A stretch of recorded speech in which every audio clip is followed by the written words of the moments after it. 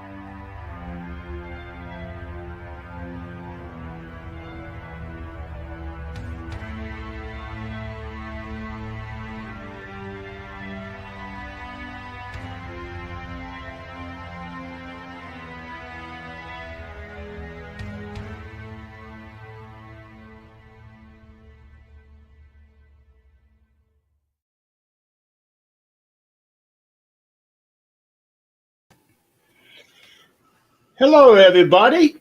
Welcome to another edition of the 13th Dimension.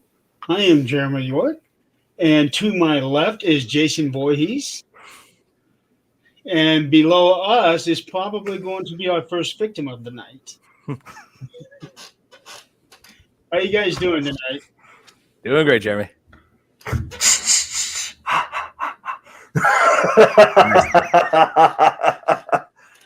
That's actually not bad. Hey, Donald. What's up, Donald? Oh, Donald, that was actually not bad, Nick. Yeah. Nice. It's the first time ever I tried doing it on a show, so I'm glad you guys enjoyed it.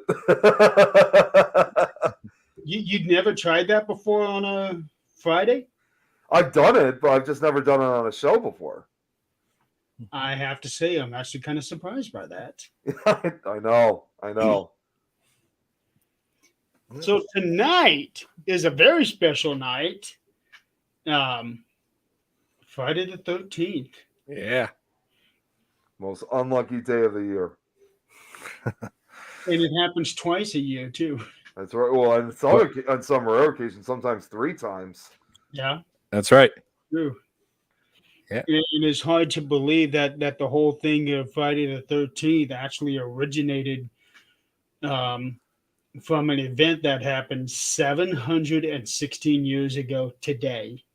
That's correct. Oh, today. I mean, I knew it was that long ago. I didn't think it was exactly that day. Wow. October 13th, 1307. Wow. Oh, man. It is the greatest day of the year, Donald. I have to agree with you on that.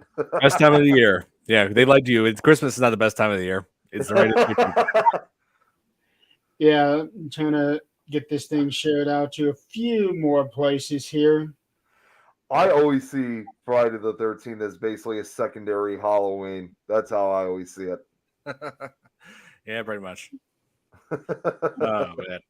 That's one way of looking at it. Yeah. That's one way of looking at it. So, Donald, Carl, how are you guys doing tonight? Good to see you guys here. Yeah, good to see you. I don't know if any of you guys have noticed, but on Lucy's page, I had posted a picture of her and an unmasked Jason. Oh, wow. Nice. Holy cow, he is one ugly mother. He is. He gets worse in each film, too. He does.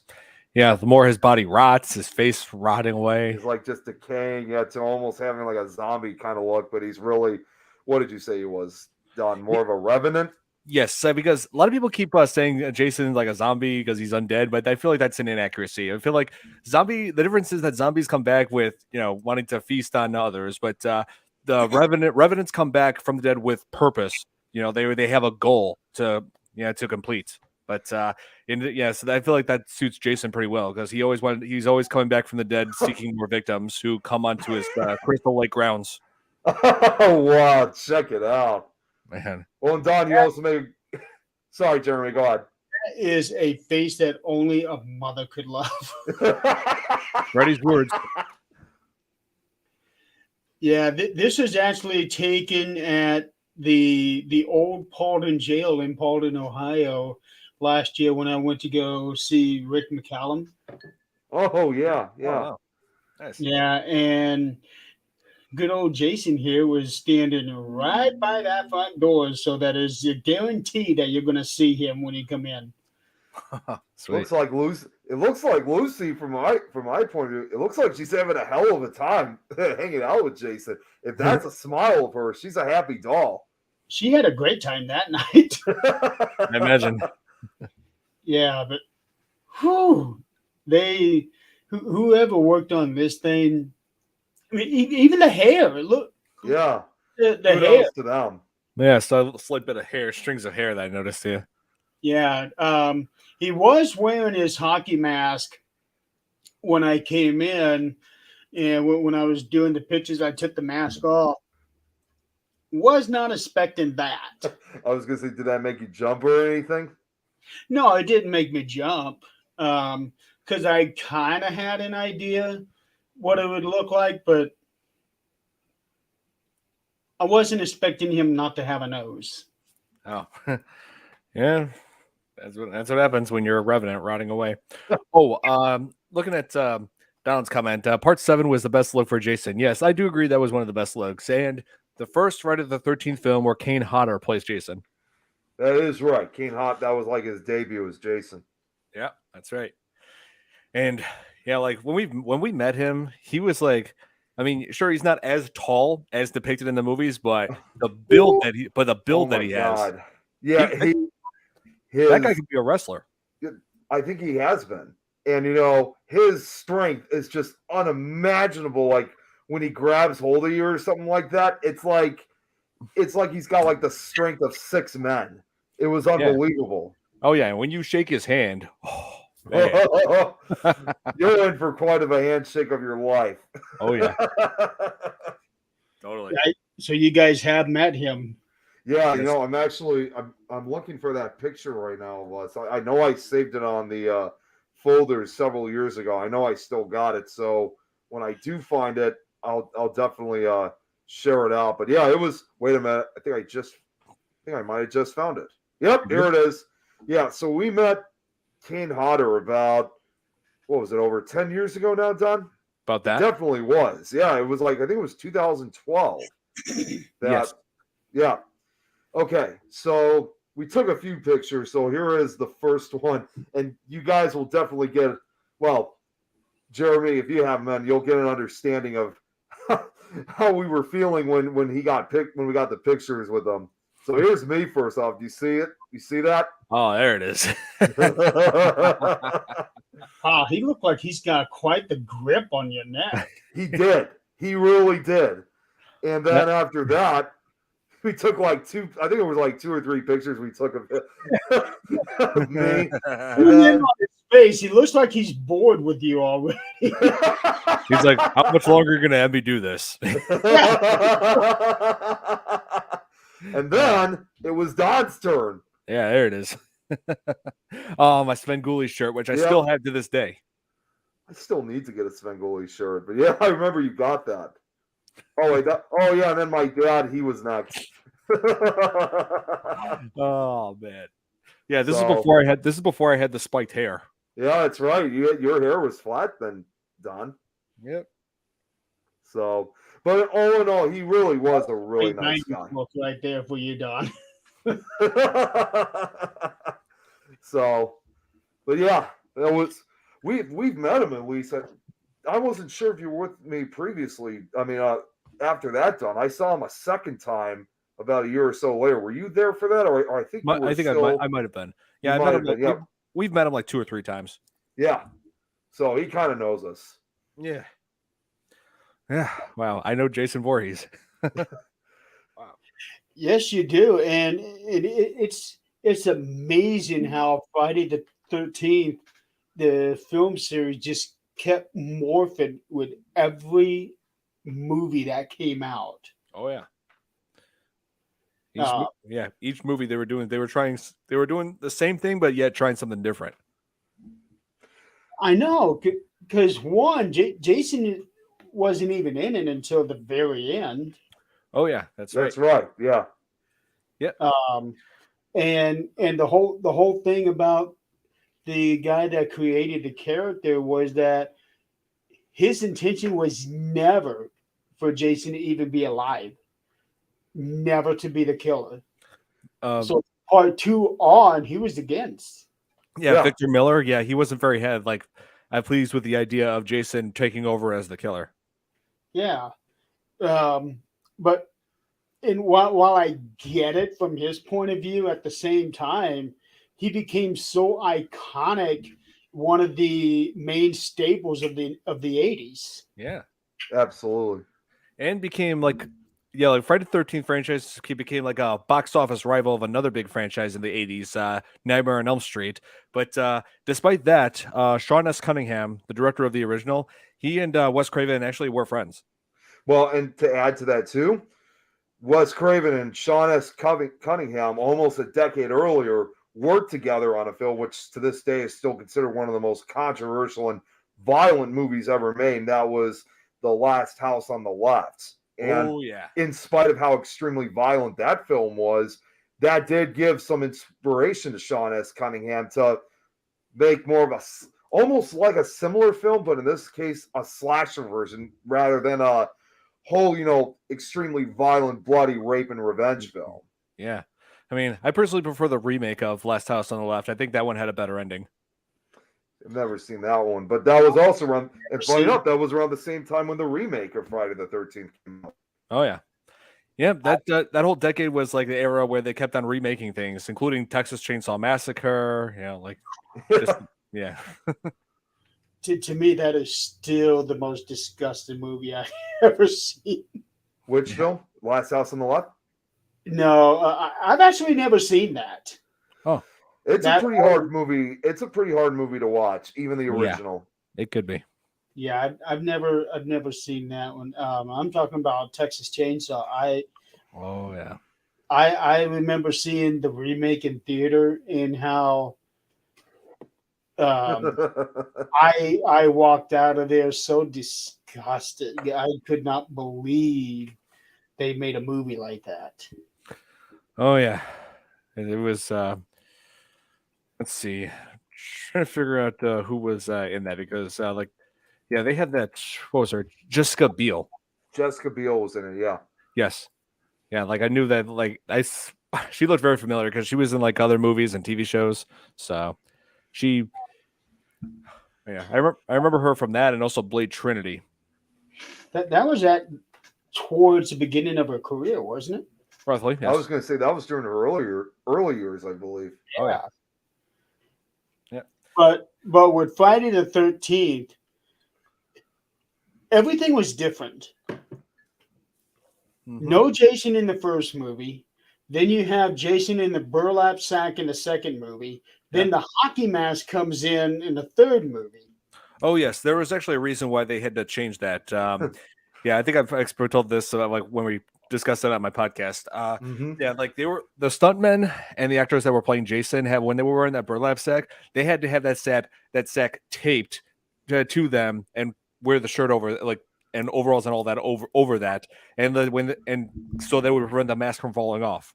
But the problem was with it taped on, they had the burlap sack kept on rubbing against the stuntmen and actors' faces, and they kept getting rug burns from that. So they had to come up with a new mask, one that would be comfortable to wear, to avoid that mess again.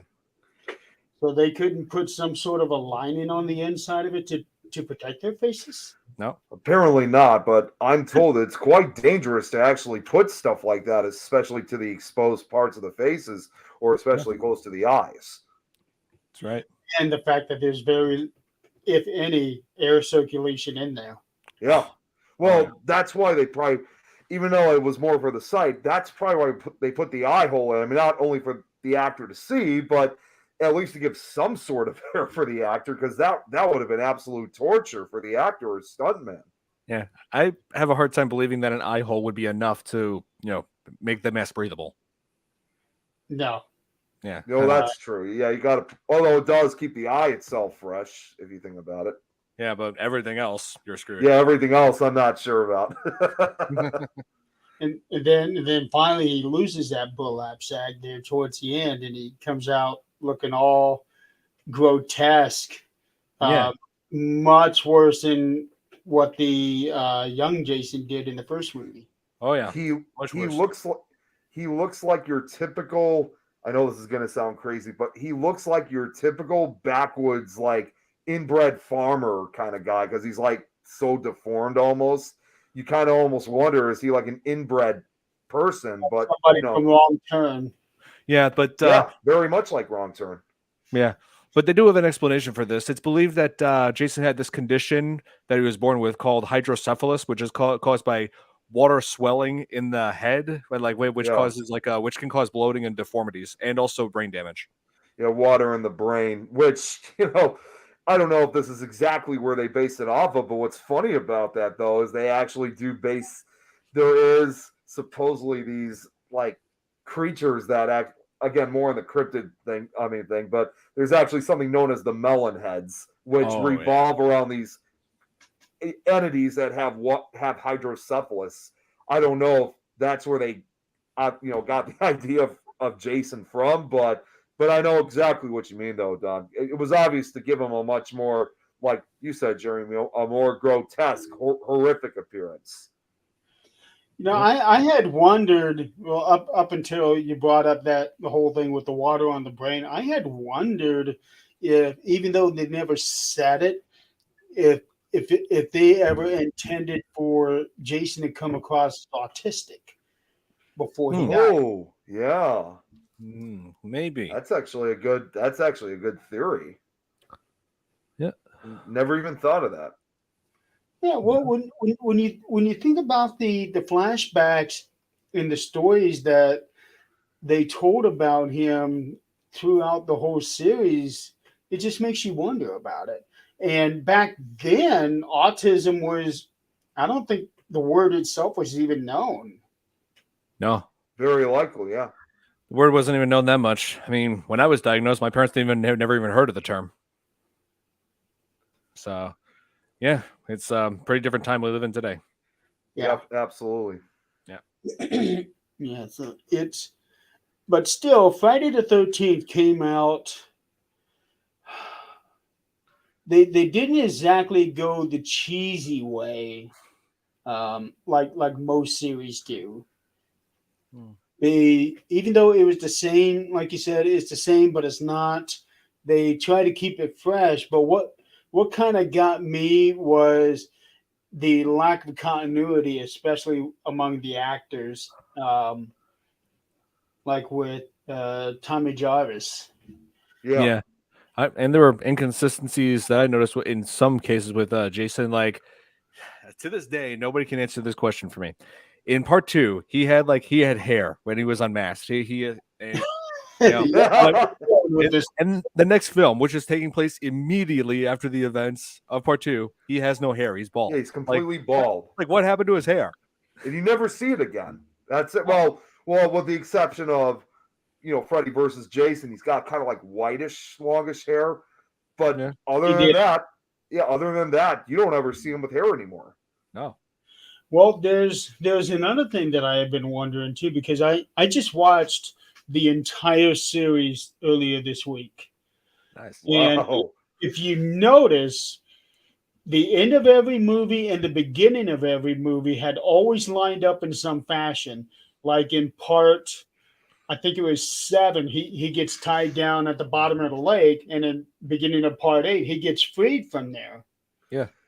Yeah, it's like a continuation. Like, it picks up from where the last movie left off. Yeah. That's right. But they did not do that from part 8 to Jason Goes to Hell. That's right. They didn't.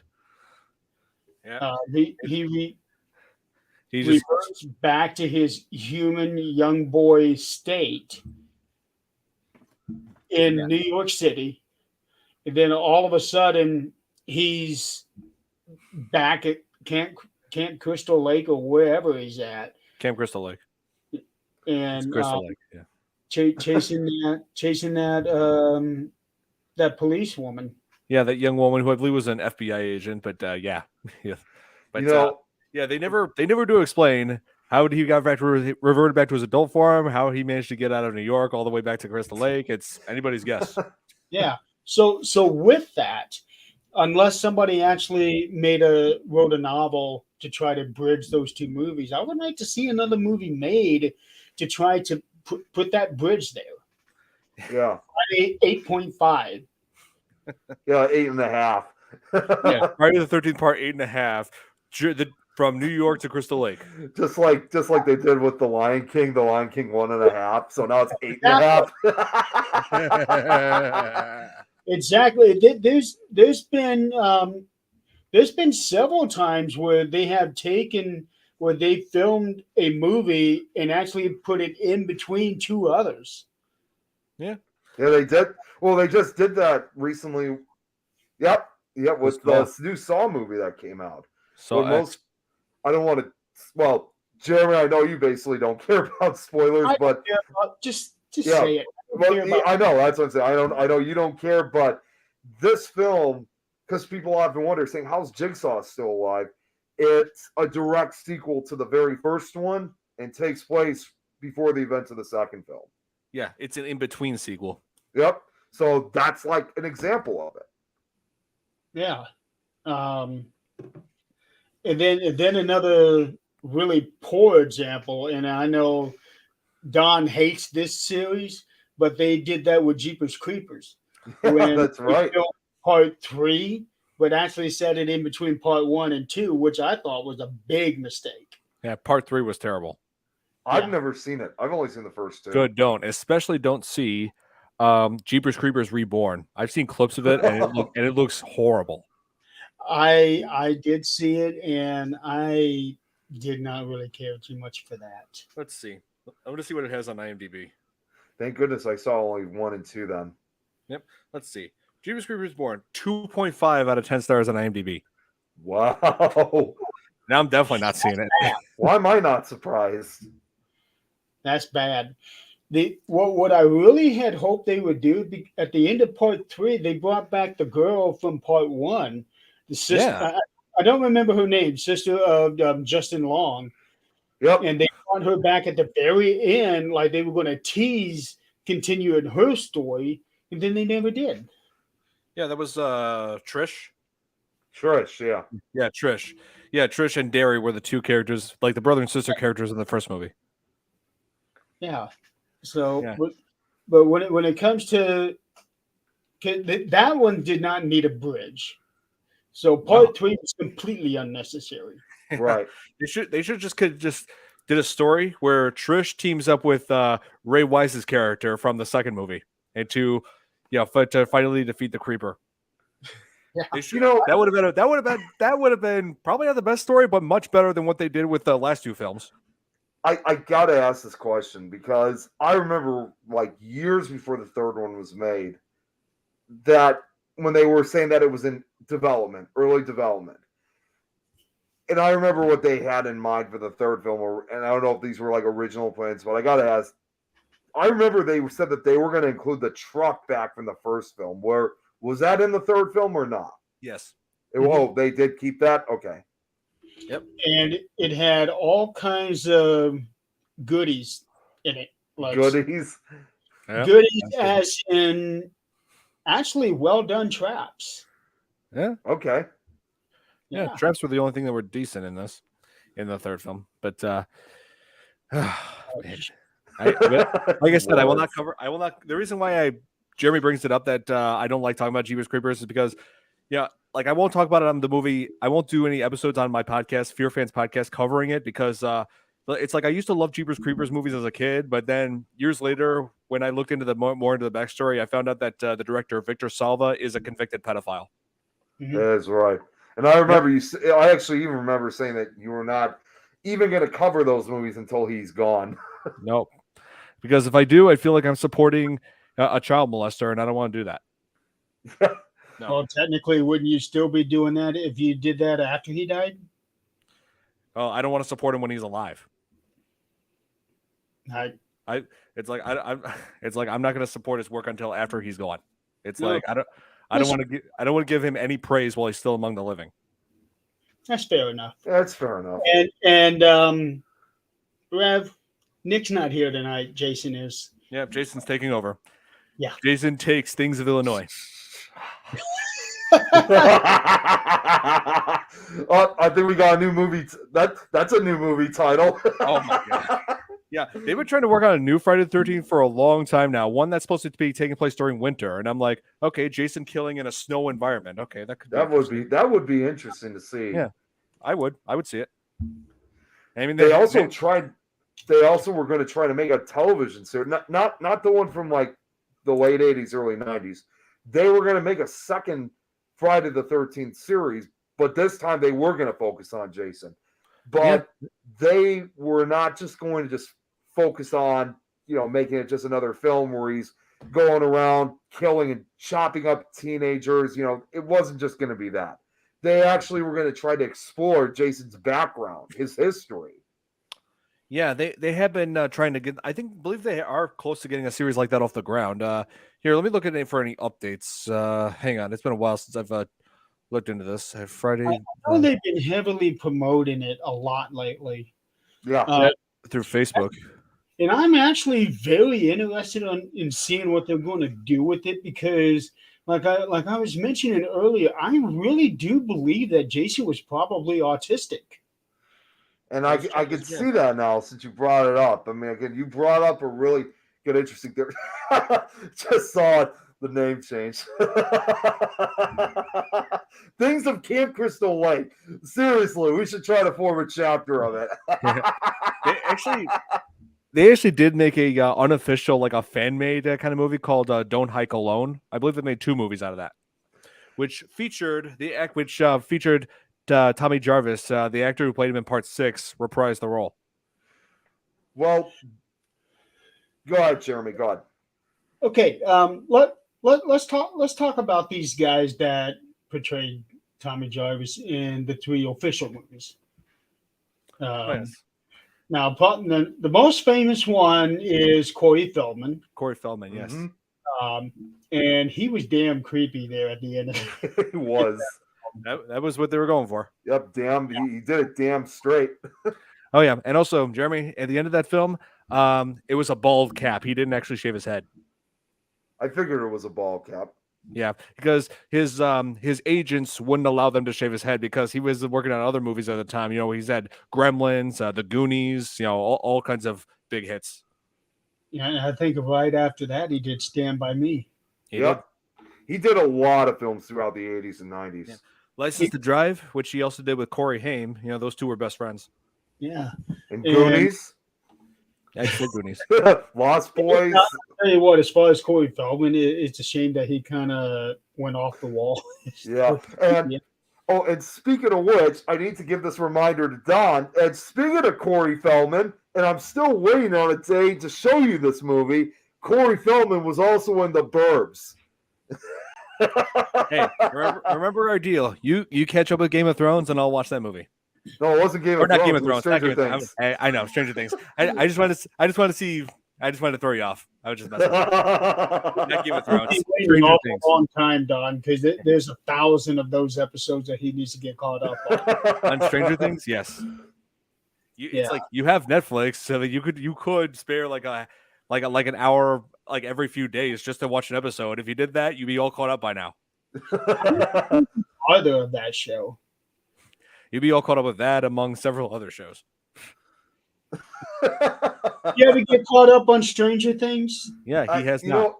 No, I haven't. But hey, I'm lucky enough that I was even fortunate enough to watch and be caught up with the show The Last of Us. It's like, so you'll watch The Last of Us, but not Stranger Things. I'm busy putting these audiobooks together, Don. I'm new and improved with this. I'm working hard too on this, along with my game live stream and reaction videos. So 3 different things, and yet I'm still able to stay caught up with shows. This is actually very appropriate tonight because this is Friday the 13th, and the 2 would-be victims are gaining up on Jason.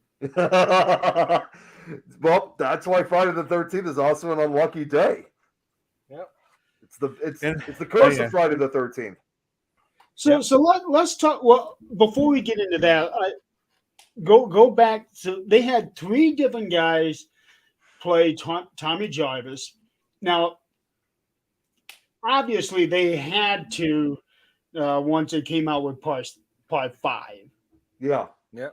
But they didn't have to when they went from the one guy on part 5 to the other guy on 6. Yeah, I never figured that out, like why they had to. Because it's one thing if it was supposed to be set a few years after part 4, because you see Tommy, he's now grown into an adult, and that's understandable because Corey Feldman was still really young he was still a teen himself, but to go with a different actor with part 6, I mean that just didn't make sense. I just originally thought that maybe the original actor just could not reprise his role. But I think at the same time, in most cases, they didn't worry too much about continuity in film series. They didn't really do that on Halloween. Right. Yeah, the actor who played him in part 6, Thom Matthews. I also around the same time he was also in he played Freddy in Return of the Living Dead. Oh, yes. Yeah, so I'm gonna take this off. By the way, it's starting to get kind of hot in this thing. I'm guessing for the new film where they were bringing Jason back. They wanted Tommy to be played by a familiar face of the '80s. Yeah. Damn it! I did not mean to have it. And that's my only guess. Oh, here it is. I would have been very interested in seeing them keeping going along with the story of Tommy being the next Jason, because that was definitely the impression that they left us with at the end of part 4. And then in part 5, it was a copycat. Yeah, that's right. That was the only Friday the 13th movie where it was like guy in a hockey mask, but it wasn't Jason. Yeah. Almost like someone, even though Jason's, well, with the exception of the nightmare sequences and hallucinations, it's almost like, in a way, even though Jason truly was not in it, had he been in that film in some way, it's like this other guy was like framing Jason or trying to portray Jason so that he wouldn't be suspected of these murders. Everybody would have thought it was Jason again. Exactly. Yes. So he was kind of like framing Jason in that film. Yeah. Well, everybody thought Jason in a way, it's kind of like what they did with Halloween Ends. That's because right. They took that same concept. Yeah. Only in that case, Michael wasn't dead. Nope, he was just kind of I guess you could say hibernating, just like knocked out. Yeah. I did not like Halloween Ends. I really did not. See, I have not even seen the full film, and I heard not really the best reviews about it. So. No, I didn't like that. And for me, Halloween Kills was just meh, And that's what I heard. They tried to start this thing, like this saying. They tried to like really force that on people, saying characters kept saying "evil dies tonight." Like they're actually going to make that into a popular phrase for Halloween fans. But no, that got old. Like less than halfway through the movie. I think some people were actually doing shot games every time somebody says "evil dies tonight." They were. I could imagine that. I could picture that right now. Yeah. Hi, Sam. Oh, yeah, Sam. Yeah, like when I saw it in theaters, people were like chuckling about halfway through the movie when said "evil dies tonight." I wish I was there for that. Not for the movie, just to see how many people would have said that. Yeah. Personally, I liked Halloween Ends because of the way that they did it. Now, when it comes to Halloween Kills, I thought that they overdid it. Yeah, I guess. Yeah, they kind of overdid a few things. But what I will say this, I did love the intro where they did the flashback of with the events of the first Halloween movie. Yeah. I actually did like that. And the fact that I got an actor to look just like Donald Pleasance, he had like kind of the resemblance to it, but to make him, because at first I thought that was deep fake, but no, that was actually legit. They got an actor to actually, put on makeup and look just like Donald Pleasance as Loomis. Actually, I think that was a stagehand. I don't think that was actually an actor. I think that was a stagehand, somebody who was working on the production of the film. Really? I think so. Don't hold me to that, but I think that's what it is. I originally thought when I saw that, I was so amazed by that. I honestly thought, could this guy even be related to Donald Pleasance? Because he sure as hell looks so much like him. Even though yeah, he sounds like I thought, is this like his son or something like taking over? It just looks so identical. Yeah, it was. I'm looking it up. It was freaky the way that they did that. It's like they found like his doppelganger or something. Yeah, look, he did. It was like, yeah, I did feel like doppelganger. Here, I'm pulling it up now. Okay, so that actually kind of makes me want to take those 4 films, the original and the 3 in the trilogy, cut that first 10 or 15 minutes, whatever it was, in Halloween Kills, and put it at the end of the original one and splice them all together. We could probably make something like that. I mean, we got the editing software for it. Yeah. Here. Doing great, Sam. How about you? We're having a fun Friday the 13th. Here we are. Yes, we are. Well, while Don's looking this up, I actually want to throw something out since we're talking, both, Friday the 13th and Halloween. Yeah. Tom Jones Jr., that's his name. I don't think he's related. I don't think he's related to Donald Pleasance. He looks so much like him, though. Yeah, that's what they noticed at first. Like when they were working on the film, he had a striking resemblance to Donald Pleasance. They just threw on some makeup and have some they had like a dub, like it wasn't his voice in the movie. They had to dub it. Okay. Yeah. I was just even thinking to myself, could it even still be Donald Pleasance, like reincarnated somehow? Yeah, I legit thought that this was deep fake, but no, it's legit. That's Hollywood magic for you. That's right. Hollywood magic at its finest. Yes. Yeah, and usually when trying to do something like that, it turns out bad. But this one here turned out damn near flawless. Oh yeah, like that's one of the things that I do appreciate about Halloween Kills. But most of it, the rest was just nah. Yeah, that to me they just overdid that movie. I enjoyed it, but the way that they did all of that with the mob scene, but I get what they did because the film is basically about people's fears, and once you get put in a situation like that, it's almost like an episode of Twilight Zone. You take away people's electricity, you take away their phones. How are they going to start reacting? They're going to start reverting back to that animalistic behavior. Yeah, that's essentially what they did in Halloween Kills. Exactly. Yeah, I will say the when he was just offing all the firemen. Oh man, that was brutal. That was insane. It was brutal. Oh yeah, like that was that was like one of the most well done scenes of the entire movie. Yeah.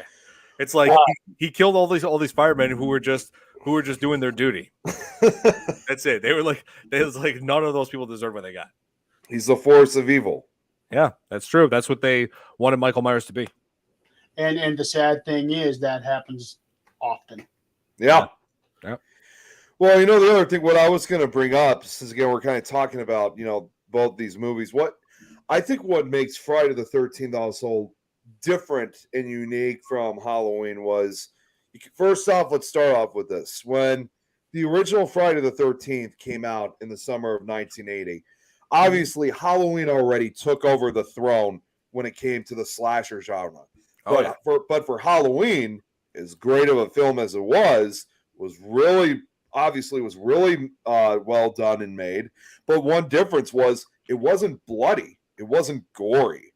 That's what I liked about that. Yeah, this led, obviously Friday the 13th to be kind of almost similar to Halloween, but to basically make it almost completely the opposite of what you see in Halloween, where Halloween you barely see a drop of blood, but in Friday the 13th there is just gouges of it like crazy. Yeah, that's right. Not so much in the first film though. Well, not Oh, so it much. I gets- mean, it gets Over time, it gets worse. over Yeah. times it gets worse, but it was still definitely even still the original was sure as hell bloodier than Halloween was. Oh yeah, the blood gushing from Kevin Bacon's neck. Yeah, I was just going to bring him up. I was trying to get that in there. yeah. He had one of the better kills in that movie. Oh yeah, I have the uncut version, and it gets crazy. Well, I think what's even creepy is not only just with what happens with Kevin Bacon, but with him, his character, and also the girlfriend. And they're doing that. They're having the underage sex, and there's a dead body, just laying on top of the bunk above. Yeah, and they are completely unaware that that's above them, and it's like so creepy to look at. But then eventually, just before the spear goes through his neck, he gets a few of those. The He eventually arrow. he gets some of the arrow. Excuse me, some of those drops of blood start falling on his forehead. Yeah. So, and that just makes me think. Wait, Mrs. Voorhees was waiting underneath that bed that whole entire time, Just waiting for the perfect time to kill. while Jack and Marcy were. Yeah. God. But it was still a creepy scene though, because they're unaware of what's right above. I mean, even Shaughnessy Cunningham Yeah, had said had actually said that's probably one of the far more creepier moments. Yeah. Well, here's what gets me about that, because what was that? An ice pick going through his neck? It was an arrow. It was an arrow. Yeah. Okay, she had to get that through the bed Yeah. and then find his neck through the bed. That's a good. Oh my god. It's like, wow, she got the angling on that down. Just right. Yeah. Just right. And I don't remember what the bed that Kevin Bacon on. Was he on a bunk bed? Yeah, it was a bunk bed. Lower bunk. Okay, lower bunk. Yes. That's what I was saying. The dead body above was the top bunk. Yep. Okay, so if she's got an arrow, there's not much room underneath the bed to get that arrow straight. Yeah. Well, Technique.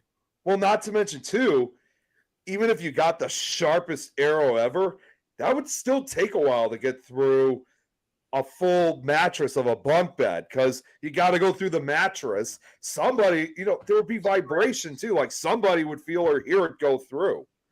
Yeah, that's true. Oh, here. Just saw Friday the 13th Killer Clown for the first time. Sam from Supernatural is in it. Oh, yes, that's right. In the remake. Maybe it was broken, Donald said. Maybe a broken arrow. Now, I actually have something, because since we're talking about that arrow scene, but not only just talking about the arrow scene, I'm talking about all the kills from the original Friday the 13th. Oh, well, Jared Padalecki, that's his name. Sam from Supernatural. He was in the Friday the 13th remake. I just thought of that. Okay. So, even though we already know that, because what's so crazy about the original is that Jason's not the killer, obviously. It's Mrs. Voorhees. But perhaps the funniest thing that most people don't seem to realize is that those kill sequences were still performed by a male actor, because you never saw Mrs. Voorhees' face until near the end of the movie.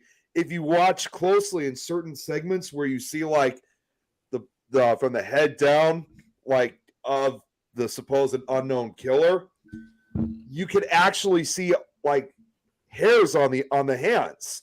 And who that was, believe it or not, was legendary special effects artist Tom Savini. He was actually the one doing the kill. So even though in the film, yes, it's Mrs. Voorhees, in reality, it was still performed. The kills were still performed by a male actor or a special effects artist. Yeah, I Tom Savini. remember reading an article where they were talking about the whole male-female thing. First of all, it made waves that it came up to being a female killer, because there were very few movies at that time that had that. That's right. And I remember somebody talking about whenever they did those B shots where it shows only the feet of the killer, or the legs. Men's boots walking through. But here's the thing: even if Mrs. Voorhees was wearing a man's boot, You never know. No, you wouldn't. Oh. You wouldn't. Well, and you even see, like, when you see the sequences, like, for example, the very first kill in the film where she's driving that other student that's supposed to go to Camp Crystal Lake, but she escapes and she starts stalking her through the woods. You see these, these black pant leggings walking by with the shoes. That's true. That too, you would not even know. You would not even tell that it was a woman. You thought it was a guy. Yeah, because it was an older guy that took that first young girl to the camp, and he was trying to talk her out of it. Right. Yeah, that was Crazy Ralph. Crazy Ralph. No, the other guy. Oh, the other guy. Oh, the truck driver. Yes, the truck driver. There were two people who were trying to talk her out of it. Yeah, Crazy Ralph. who was in two of the movies, however. He was in the first two, died in that second one. Died in that second one, being on the campgrounds that he was desperately trying to warn people to stay away from, and yet he goes there himself and gets barbed wire, like basically almost decapitated. He gets strangled with the barbed wire. Yes. Yeah, well, it cuts through his throat, so it's like almost a near decapitation. Oh yeah. Yeah, and it was done. I forget what it's called, but it's one of those things where you got the wire and you stick the stick through there and you start turning it. Oh, yeah. It's a specific term to it, and I forget what it was, but I remember looking it up because that is something that had actually been done way back in the medieval days. Oh, yeah. That's right. Yeah, that's one of like the earliest techniques apparently of killing a person. So that's kind of interesting that they decide to throw in like even ancient techniques, like because if you look at the slasher films, like not just the Friday the 13th films, but a lot of these films, it does represent, that throughout history, man has basically came up with different ideas to kill one another, and even such slasher films demonstrate that in a way. Well, the one that really demonstrates that with the uniqueness is Nightmare. Yeah, because Freddy, in dreams, anything can happen. That's right. Mm-hmm. How often is it that you can kill somebody by turning him into a sheet of paper? Yeah, I know. Yeah, that's part 5. Yeah, I know. See, I actually thought that was supposed to be funny. I thought it was meant to be comedic, but I didn't realize that was considered like one of the saddest deaths. I thought it was meant to be comedy. Yeah, it was like Freddy just became like they threw comedy into the mix when it came to Nightmare on Elm Street. It was like it went from serious to not so serious. Yeah. But I still maintain to this day one of the most innovative kills that he came up with was when he got that deaf guy in Freddy's Dead. Yeah, I remember that one. Oh yeah, that was like the only good. That was like the only good part of that film. Everything else sucks. Yeah, the video game one was a joke. Oh my god! Don't even remind me. That was stupid. And like, I can imagine the people in theater were laughing their asses off on that one. Just like when Freddy versus Jason came out in theater, I went to go see it, and Freddy had Jason going boom, boom, boom, boom, boom, like pinball. I laughed so hard. Me too. When I saw it, yep. But still, part the final nightmare, with the killing that kiddo like with video game style, that was the worst kill Freddy has ever committed. Even what made it even worse is when he said, "Don't forget the power glove." Oh my god. Oh man, they were pushing that power glove so hard in the early 90s, and it turned out that was out to be one of the biggest failures of all time. It was. They tried promoting it in that. They tried promoting in that of all time. Yeah, they tried promoting then in that kids movie, The Wizard. I think that's where they introduced it. Oh my god! It was basically that movie was full of Nintendo advertising. Yeah. Speaking of Nintendo, on the NES they had the Friday the 13th game. Yeah, I knew about that. Yeah, you heard of it? Okay, don't play it. It's terrible. That's what I heard. Yeah, I played it for there was like this arcade machine. I was at a flea market back in LA like 13 years ago. they had like NES games on there, so I decided, okay, Friday the 13th on here. Friday the 13th on here, so I'll play it for a bit. 10 minutes later, the controls and like the map was a joke. Everything is. I'm just like, I was like 10 minutes in. I'm like, okay, I'm done. I can't freaking play this crap. Hold on, real quick, Sam. As far as I know, everything's fine. It might have been on your end. You know, I just want to say, Don, I mean, if that's worse, it's probably still no worse than that other game that I played last year involving the little devil dude. Remember that game? Remember that game? Yeah. I played Ghosts and Goblins. Yeah, I played this game called Ghosts and Goblins that Don had.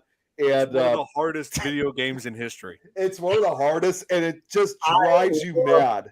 Game. You get like pursued by this. Jeremy? I loved that game. You played it. That was like one of the earliest Capcom. I remember if I played it on regular Nintendo or the Super Nintendo. I can't remember which one I played it on, but I just remember that when I did play it, I loved it. Oh, like because the original one was from the NES. Yeah, that was like back in '86, I think. It was like Capcom, one of Capcom's earliest games. Before, like a little while before Resident Evil, before Devil May Cry. Yeah, there was that. I remember I'm surprised you didn't go crazy over it, Jeremy, because like the times that I was playing it, when you're getting pursued by that little red devil dude, and he's just like making this little dance as he's like approaching you. And then swooping down. It's so freaking cheap.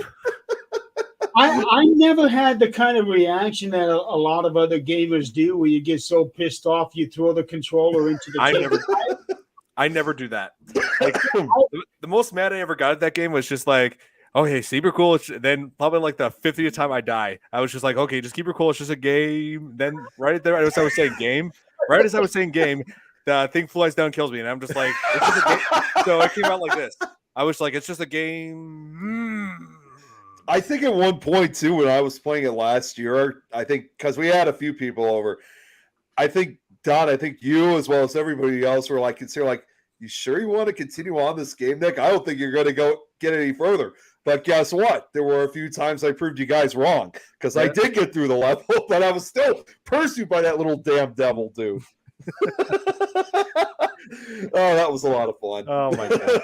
Yeah, it's like it's on like Nintendo's streaming network, and I'm just like, okay, like everybody keeps saying Ghosts and Goblins is a tough game, so I'll see what they're talking about. And yeah, it was hell.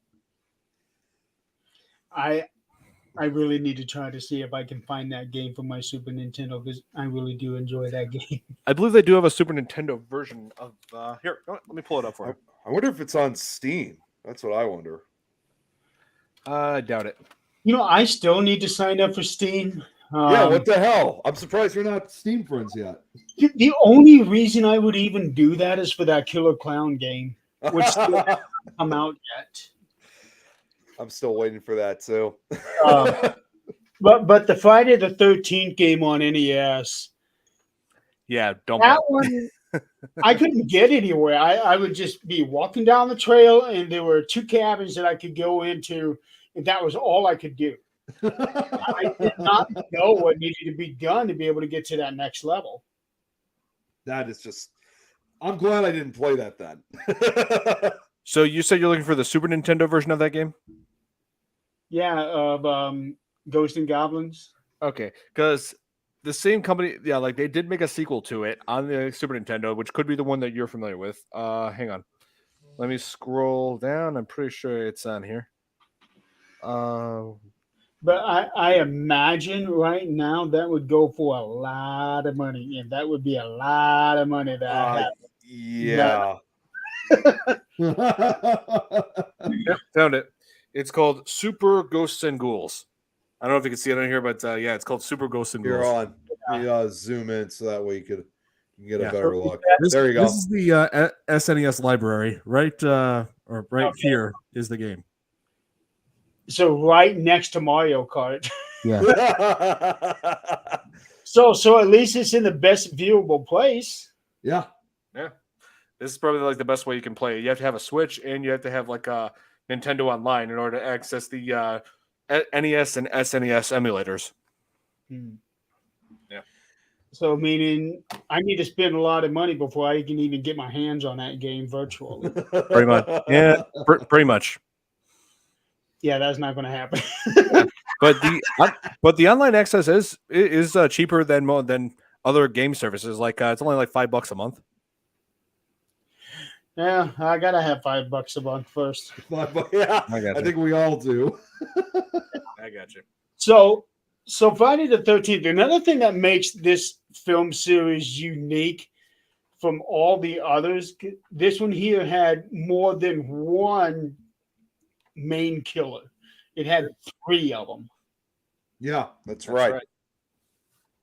On Halloween, Michael Myers was the killer on every movie, even though there was a secondary killer on the very last one, but he was still making kills in that movie. Yeah, Right.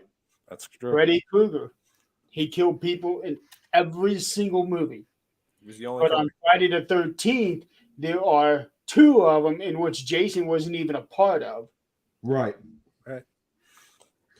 Well, you also brought up another good point too, Jeremy. I mean, when you brought up about, like, for example, with Mrs. Voorhees, like prior to that movie, there were very few. I mean, it was probably one of the first to actually have, like you said, a female serial killer. I mean, the only films I can even think of that were made prior to Friday the 13th, which involved a female serial killer, which one was made back in the late 60s. The other, no, actually, yeah, one back in the late 60s, another in the early 70s, and that was the films, the Ghastly ones, and also which was like a really low budget film, and also Play Misty for me in 1971.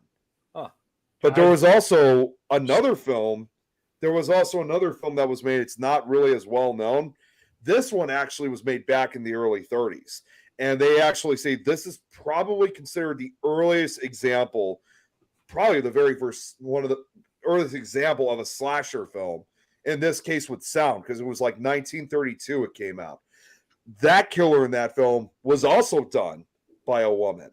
But Wow. the interesting part about that film is that she's not actually taking part, like going slashing people, cutting people, but she's still responsible. So a female killer long before Friday the 13th had ever been made. That goes back to the early 1930s. Now, Sam, the thing about Jason having a stand-in, it wasn't even that. On the first Friday the 13th, Jason wasn't in it at all, except at the very end where he's part of a dream sequence, and it was his mother that was going around killing everybody, getting revenge for the death of Jason when he was only, how old was he supposed to be? 7, 8? No, he was about 12, I think. I was gonna say, I think he was like That preteens. 11. Like, Yeah, 11 11 years, or 12. 11 or 12 years old. Yeah. yes. I did not know that he was that old. Yep. And I mean, and there's also like been theories about how Jason was brought back to life after that drowning, because I like to believe that he didn't actually die from the drowning, because they, like, all the locals in the movie, they claim that he had drowned, but yet they never found his body. Yeah. I like to think that he had survived that drowning, washed ashore somewhere far away from that camp, and was living in the wilderness ever since. Well, I mean, that's how I always looked at it too, Yeah, myself. it explains everything. Like Back the away shack. from the mic, Nick. I mean, it explains everything. The shack that he lived in part 2. Yep. Yeah. Because that shack had established that he had been there for quite some time. Yes. So I feel like that's the best explanation. It's like people like say, oh, there was like some kind of a dark magic that made him rapidly age into adult after his mother got killed and just revived from the lake. But no, I think he had been surviving out in the wilds, like from a supposed drowning. No, he survived that and washed up somewhere. Yeah. Well, and Sam, at the end of part 4, Jason actually died.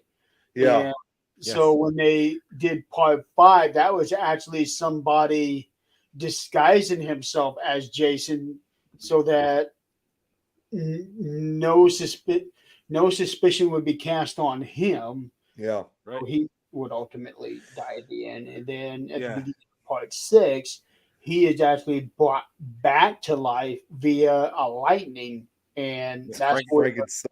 Yeah, Frankenstein style. Yeah, it's Frankenstein style. So Jason at that point is pretty much a walking zombie from then on. A revenant, yes. Well, if you remember in the opening of Friday the 13th, the original, it takes place in 1958. So that takes about, I thought it took right after that first kills. Okay, the first kill sequence with the camp counselors. I thought originally that it was like a decade, 12 years later or 15 years later, which would explain why Jason was now an adult. So, because it wasn't like right after the events. And also, that explains too why you never saw, of course, Mrs. Voorhees to begin with, because when it first took place in 1958, Mrs. Voorhees would have been a younger person then. Yeah, because Jason was said to have drowned in the lake, and that summer she took her revenge on the two counselors who were actually there. Yeah, the ones who were not paying attention. Barry and Claudette, yes. And once they were killed, that was when the camp was shut down for the next 20 years. Right. Yep. Now, here's the thing about that. That campsite was closed down for 20 years. Wouldn't it make sense for those things to have been torn down at some point? Yeah, really. It could have. Yeah. And they should. Yeah, that should have happened. Yes. And they kept on saying they kept on trying to reopen the camp, but there were like other difficulties such as fires. So I'm guessing arson. Mm-hmm. Yeah, I'm guessing arson from Mrs. Voorhees. And they said when they were trying to open up a little bit after that the water was bad. So I'm guessing poisoned. Contaminated. She contaminated the lake. So yes, the lake is real. Yeah, it is. I forget the name of it, but yeah, that is a real that is a legitimate campsite that they filmed on. Yes. And what was I gonna? I was actually gonna go somewhere here, and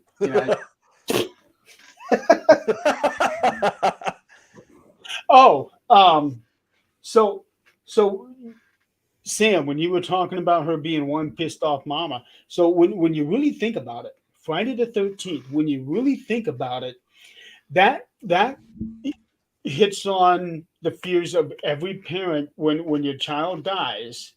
That's something a parent should never ever go through, but it's even worse when somebody kills your child or somebody allows your child to die. As a parent, I'd be going after people. If somebody did something to my daughter, you bet your ass I'm going after somebody. Yeah, I mean it's like it's near Pearl, Mississippi. It's that exact thing. See, I thought what Donald just said. Okay, they say they got a Crystal Lake in Mississippi. See, I was originally going to say, wasn't the original Crystal Lake? I mean, the Crystal Lake in the original film. I thought that was shot. Wasn't that somewhere in New Jersey that they shot it at? Yep. Yeah, that's where the whole thing with Jason came from. Crystal Lake, New Jersey. So aside from that Friday the 13th, there's another Friday the 13th that really doesn't get a whole lot of attention, and that would be the TV series, which has nothing to do with Jason, nothing to do with a campsite, doesn't even have a hockey mask, although they have said they wanted to have a hockey mask so that they could have some sort of a tie-in. Mm-hmm. Now, I imagine you guys are familiar with this series. Somewhat familiar. The TV series. I never saw too much of it, but I know I've seen it at least a few parts. So Friday the 13th, the TV series, is basically a thing where people in like a pawn shop or like a thrift shop, they are going after haunted items and trying to get them out of it. Trying to get these haunted items out of the public and back antique shop and back into a hidden setting. I was just thinking to myself, best place they could have sent that stuff to was obviously the Warren Museum. Yeah, that's exactly what their antique shop was. Yeah, That all these haunted items were coming in, and that's where they were storing them. yeah, that's And right. every episode, they were going after something different. And one of them was going to be a hockey mask, but they ended up not doing it. But the thing about Friday the 13th TV series that it was originally going to be called the 13th Hour, and then the executive producer changed it to Friday the 13th for the specific purpose of capitalizing on that name because of the movies. Yeah, I figured. But how he did not get sued, I don't know. Yeah, really. Yeah.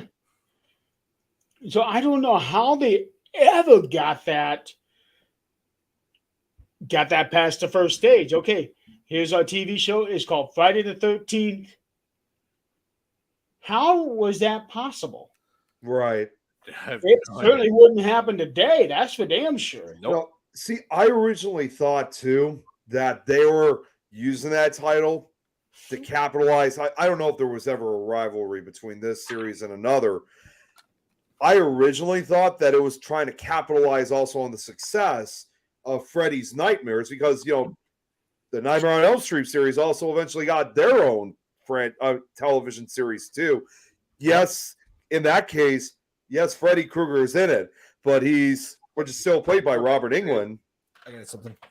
But he's more or less basically like what you see in Creep Show or Tales from the Crypt. He's more of a show host than a main character presenting stories. So even so, that TV series was tied in. So, and just to be able to use Freddy Krueger, they would have had to get somebody's okay to do that. Right. And that's the whole thing with Friday the 13th here, and it is a good series, Sam. I like it. I enjoy it because it was very different for its time. It's a lot like what is that recent TV series that came out? Something Warehouse. Oh, that was I know exactly what show I can't remember the full name too, but I know it has something to do with Warehouse. I know exactly what show you're talking about. Warehouse 13. Yeah, Warehouse 13. That's what it was. Is that what it is? Okay, so kind of similar to that, but it's a dark series. There's not a whole lot of lighting, which is typical for anything that was made in the 80s. Not a whole lot of lighting, a lot of darkness to it. So, well, and that was their intention to make because they wanted to obviously give that creepy atmosphere to it. Yes. Yeah, and the series only lasted 3 seasons, I think. And I've got the first 2 seasons on DVD. Warehouse 13. Yeah, I was told it didn't last long. But it lasted for 5 seasons from 2009 to 2014, and it does say on the Wikipedia page that they did borrow much from the Friday the 13th series from the late 80s and early 90s. Okay. So that kind of takes me to one more. First of all, who do you think was the best Tommy Jarvis in the series? Best Tommy Jarvis? Yes, that would be Corey Feldman. I'm going to have to go with Corey Feldman too. Yep. I'm going with that as well. Oh, yeah. Really did not care too much for the guy in part 6 that Tom Matthews, yeah. Yeah. I think it's pronounced Thom because it's spelled Thom. Which Thomas, wouldn't it? If you just I've heard of some people who have that name and pronounce it like Thom, so or maybe it is Tom. Well, you have to remember too. I mean, I don't know. I'm not always good when it comes to like names from countries of origins. It might be just how it's called, like if it's from another country. Because if you look at some particular names, it may sound the way that we're always used to hearing it, like here in the United States, but it might sound different in another country. So if he was born somewhere else, that's probably how they refer the name. Well, I'm looking him up right now. His given name is Thomas Matthews, and he was born in L.A. Oh, in L.A. Yeah. So maybe it is Tom.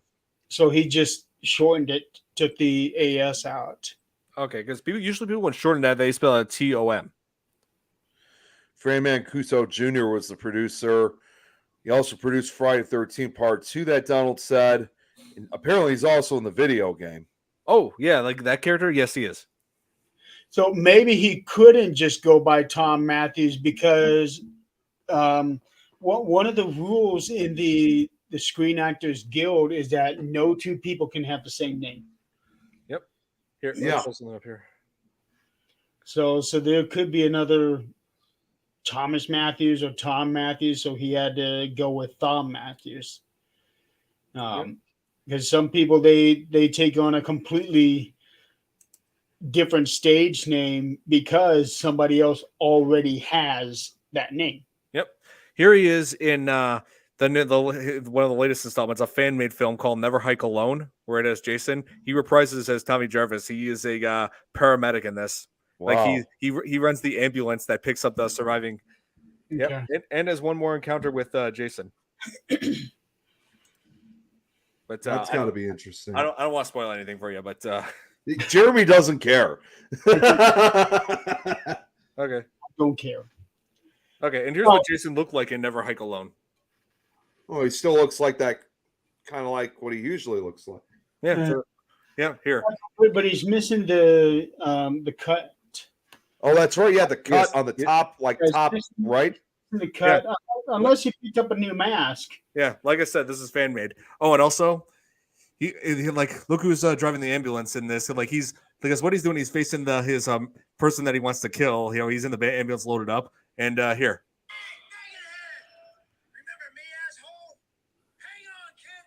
And then drives away.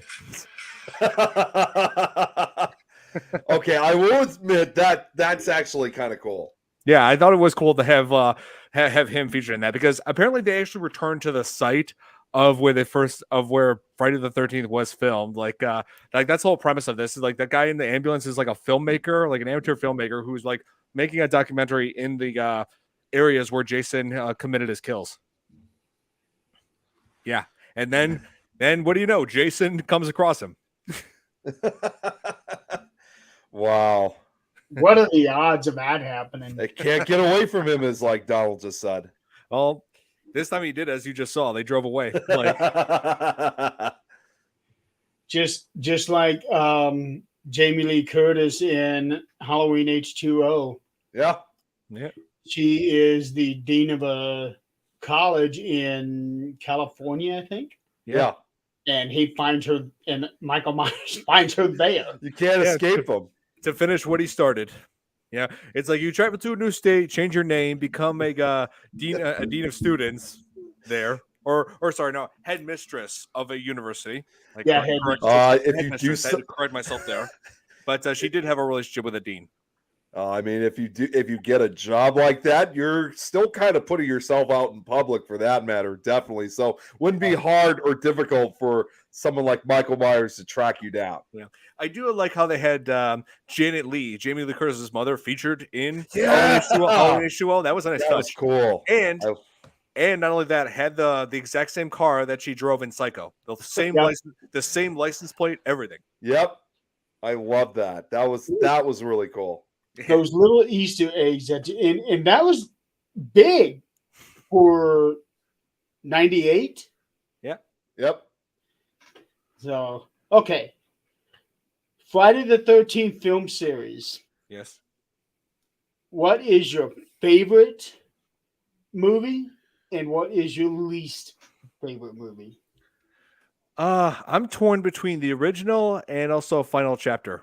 Both of them had great cast, great villains, and but let's see. If I had to say a least favorite, it would be Part 5.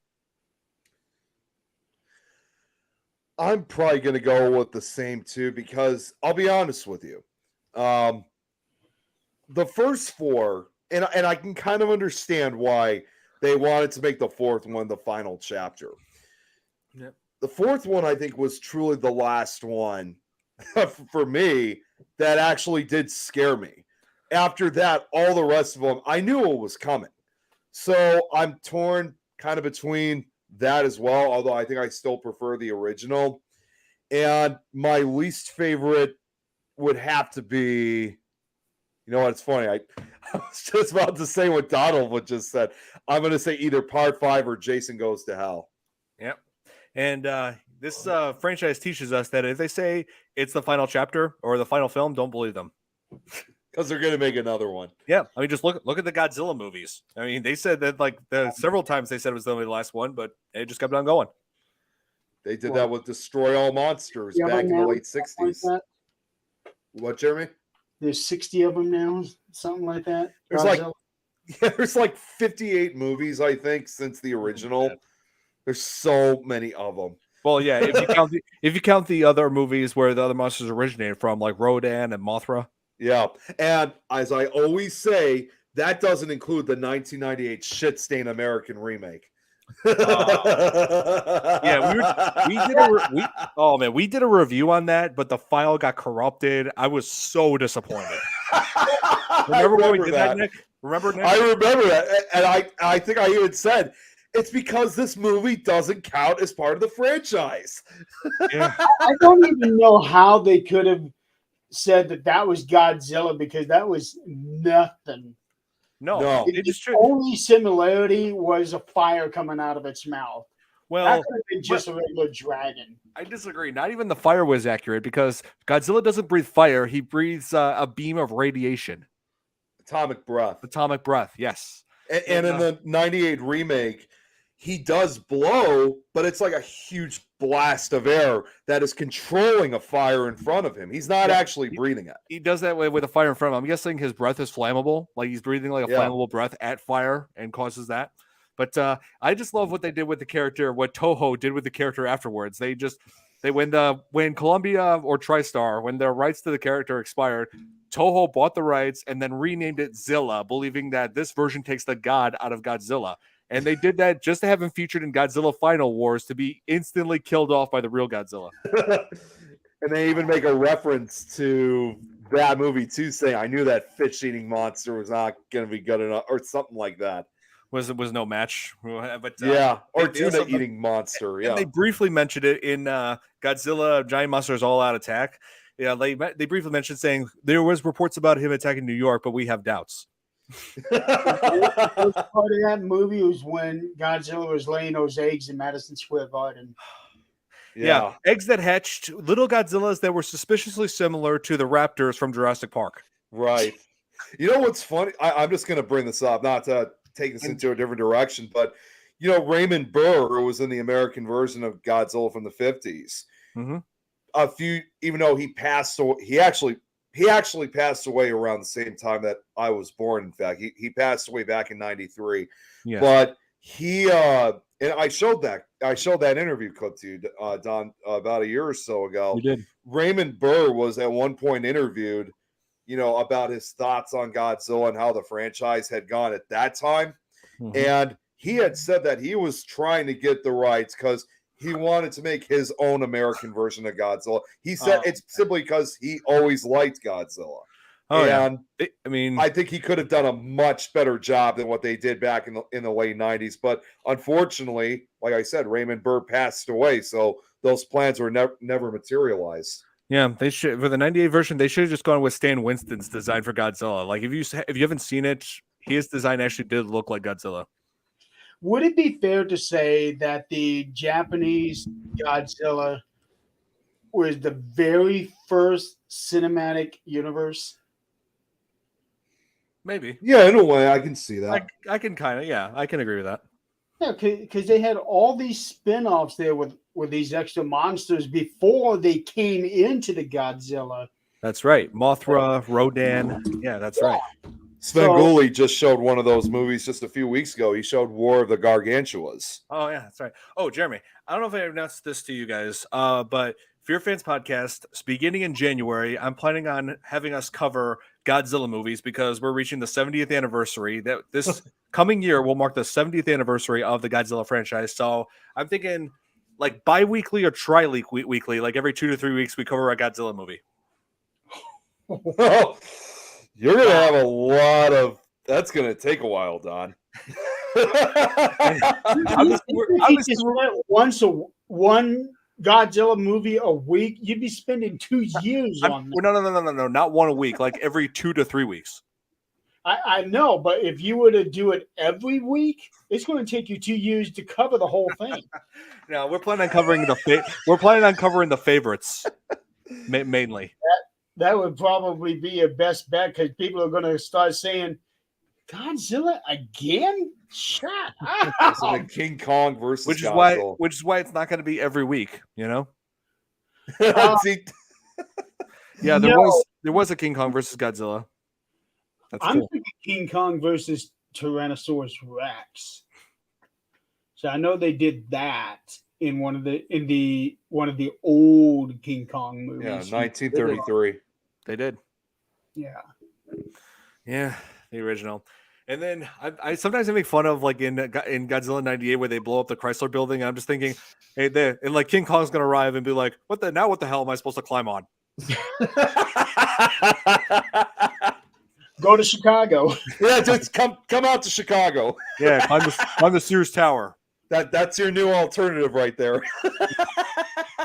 So my least favorite Friday the 13th movie was Part 9. I hated that one. It was that Jason Goes to Hell? yeah.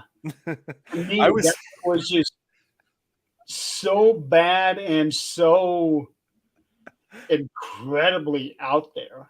Yeah. I always make fun of the ending, you know, where there's that beam of light and there's like all these hands coming out of the ground from hell and trying to drag Jason down. And when the guy gets caught front in that beam, like they grab his leg, and I'm just thinking the demons are probably saying, "Come with, there's always room for more." And also, Float down here. Join us. join us, join us.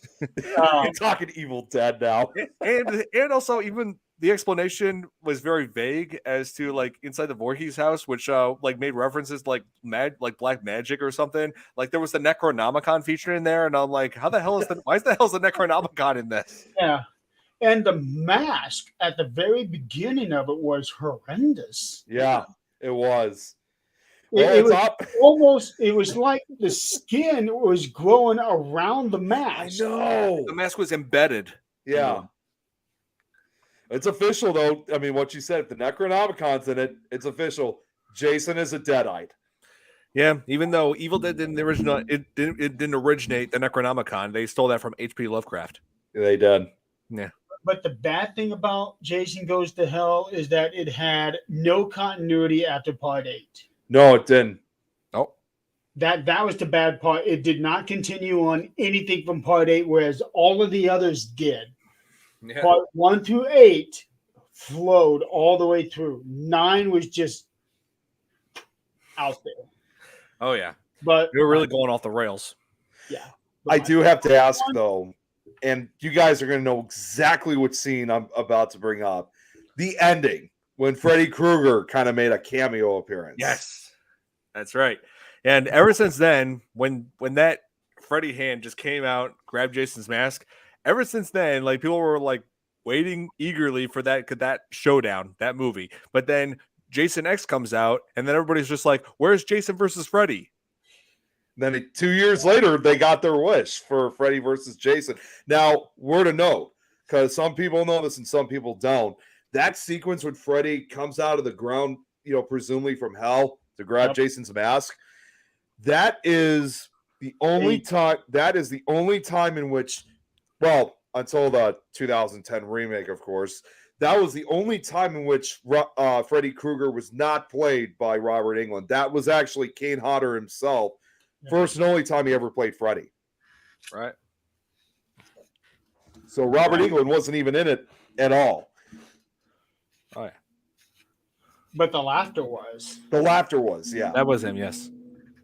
And my favorite It's Jason X. Yeah, I Oh, know yeah. that. I know all too well. Yeah, that's where Well, kills in space. it was Jason Takes Manhattan. But then when Jason X came out, oh man, I just loved that movie. I really did. I know a lot of people shit on that movie, but I enjoyed the hell out of it. Oh yeah, Jason in space. Yeah. I will And like. also, Go on, Doc. Go on. I should mention the opening sequence, but I do love that cameo of like that boss who was running the facility that Jason was kept at, saying they wanted to transport him. The boss of that whole thing, the guy who ran that facility, was none other than David Cronenberg. That was David Cronenberg? Yep. What? Here. No way. I didn't know that. Let me pull it up. Here, let me just pull it up here.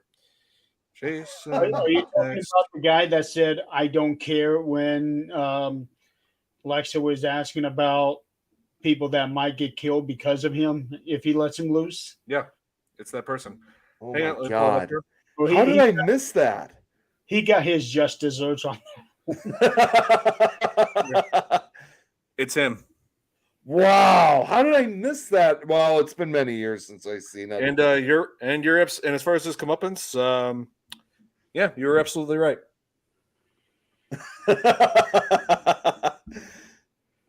Isn't he retired now from doing films? David Cronenberg? I'm not sure. He might be. I'll have to look into that.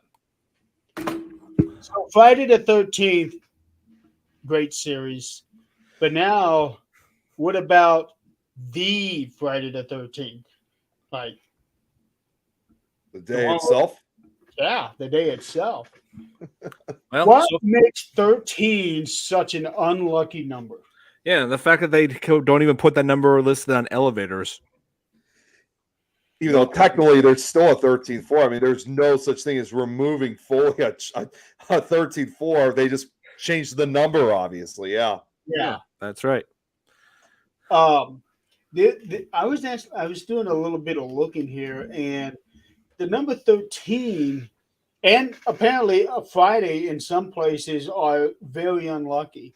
Yeah, I'm looking up here that Tuesday the 13th is very unpopular in Greek and Hispanic cultures. It is. That's been going on for centuries. That the Yes. number 13 was like an extremely feared number. There's even, believe it or not, as crazy as it's gonna sound, there's even a phobia of Friday the 13th, which is this extremely, extremely long word, which I had to mute my mic so I could. It's I imagine Triskaideka God knows how to say this. Do you? Triskaidekaphobia. That's what it is. Phobia. It's like 20 letters or like 25 letters to say. Here, I don't know if you guys are going to hear this. But here's Triskaidekaphobia. Yeah. Here's the kicker. Forget Friday the 13th. In Italy, Friday the 17th is their bad day. That's what I've heard. I did not know this until about an hour or a couple hours ago when I was looking it up. Friday the 17th in Italy is considered bad luck. And in some cultures, 13 is a lucky number in some of the other cultures. Yeah. I love the number 13. I've always have too. Let's see what else, because I'm looking it up too. Like, here's a couple examples about the unluckiness of Friday the 13th. Is that one source mentioned, and this is like this is part of its history. One source mentioned for the unlucky nature of the number 13 is a Norse myth about 12 gods having a dinner party in Valhalla. The trickster god Loki, the god of mischief, who was not invited, arrived as the 13th guest and arranged for Hor and to shoot Balder with a mistletoe-tipped arrow. Dossie. Balder died and the whole earth got dark. The whole earth mourned. It was a bad, unlucky day. This Does major... it to it? Yeah, well, they say this major event in Norse mythology caused the number 13 to be considered unlucky because the Norse god of mischief, Loki, shot and killed Balder. Oh, man. But what year did that start in? it doesn't say the year. It just says that it's in Norse mythology in Valhalla. And actually, you know what? There's an association with it. We all know that famous painting, The Last Supper by Leonardo da Vinci. Yeah. Right. Oh, They say here the superstition seems to relate to various things like the story of Jesus's Last Supper and crucifixion, in which there were 13 individuals present in the upper room on the 13th of Nisan, Maundy Thursday, the night before his death on Good Friday. And the weird thing is, though, in conjunction with Friday, while there is evidence of both Friday and the number 13 being considered unlucky, there is no record of the two items being referred to as an especially unlucky in conjunction before the 19th century. oh.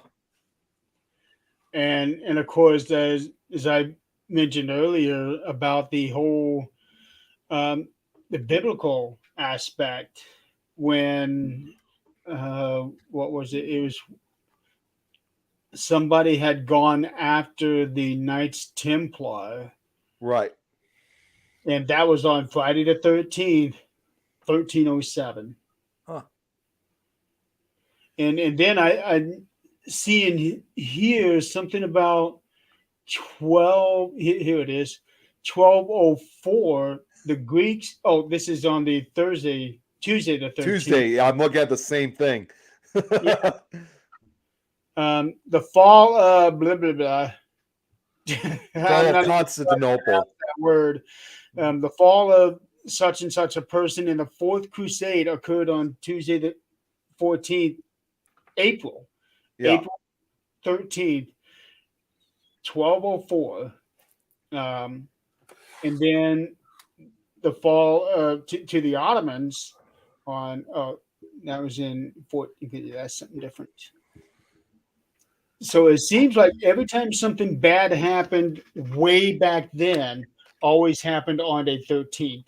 And somehow when it happened on Friday the 13th, that was just what blew up this whole superstition of anything bad that happens is on Friday the 13th. Yeah, it was also known as the fall of Constantinople. So that's how you say that one. Better for you to say it than me. But then with Friday the 13th, we have, the whole thing with walking into ladders and black cats walking in front of you. Hey, I just noticed we're having trouble like pronouncing these words. I know it's different. No, I got one of them, but I didn't see it that way. It was pronounced differently. Yeah, there's like one word that I know of that a lot of people have a hard time like pronouncing. It's like a shape called Rabakazi dodecahedron. Yeah, that's try spelling that one. This one I was How just many saying sides to that one? What? I was just How many sides? How many sides? Oh man, I'm trying to remember. It is like I know that has well over 100 edges. Wow. Yeah. Frigatruska decaphobia. That's what I was just reading, Sarah.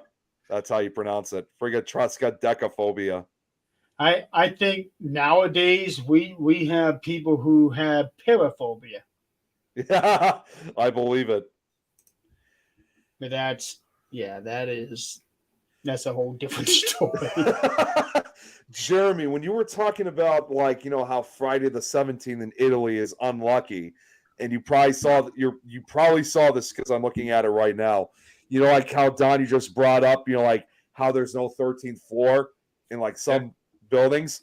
In the case with Italy, they show an example of that for Italy of an airplane without a row 17.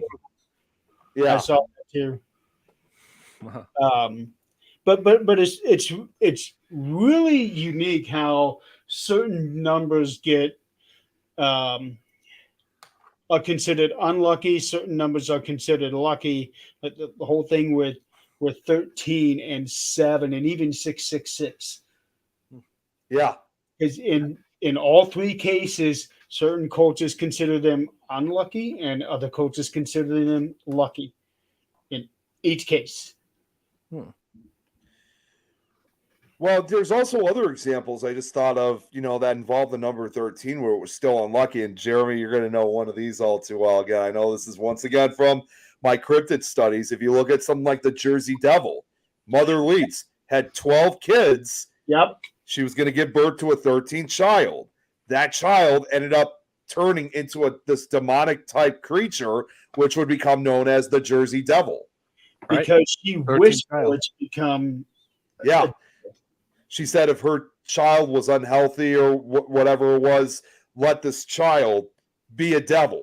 And her wish was granted because she was the 13th child. And there's even stories that go on that supposedly after when the Jersey Devil was born, he actually ate up the rest of Mother Leeds' 12 children before flying up the chimney and going to live in the Pine Barrens.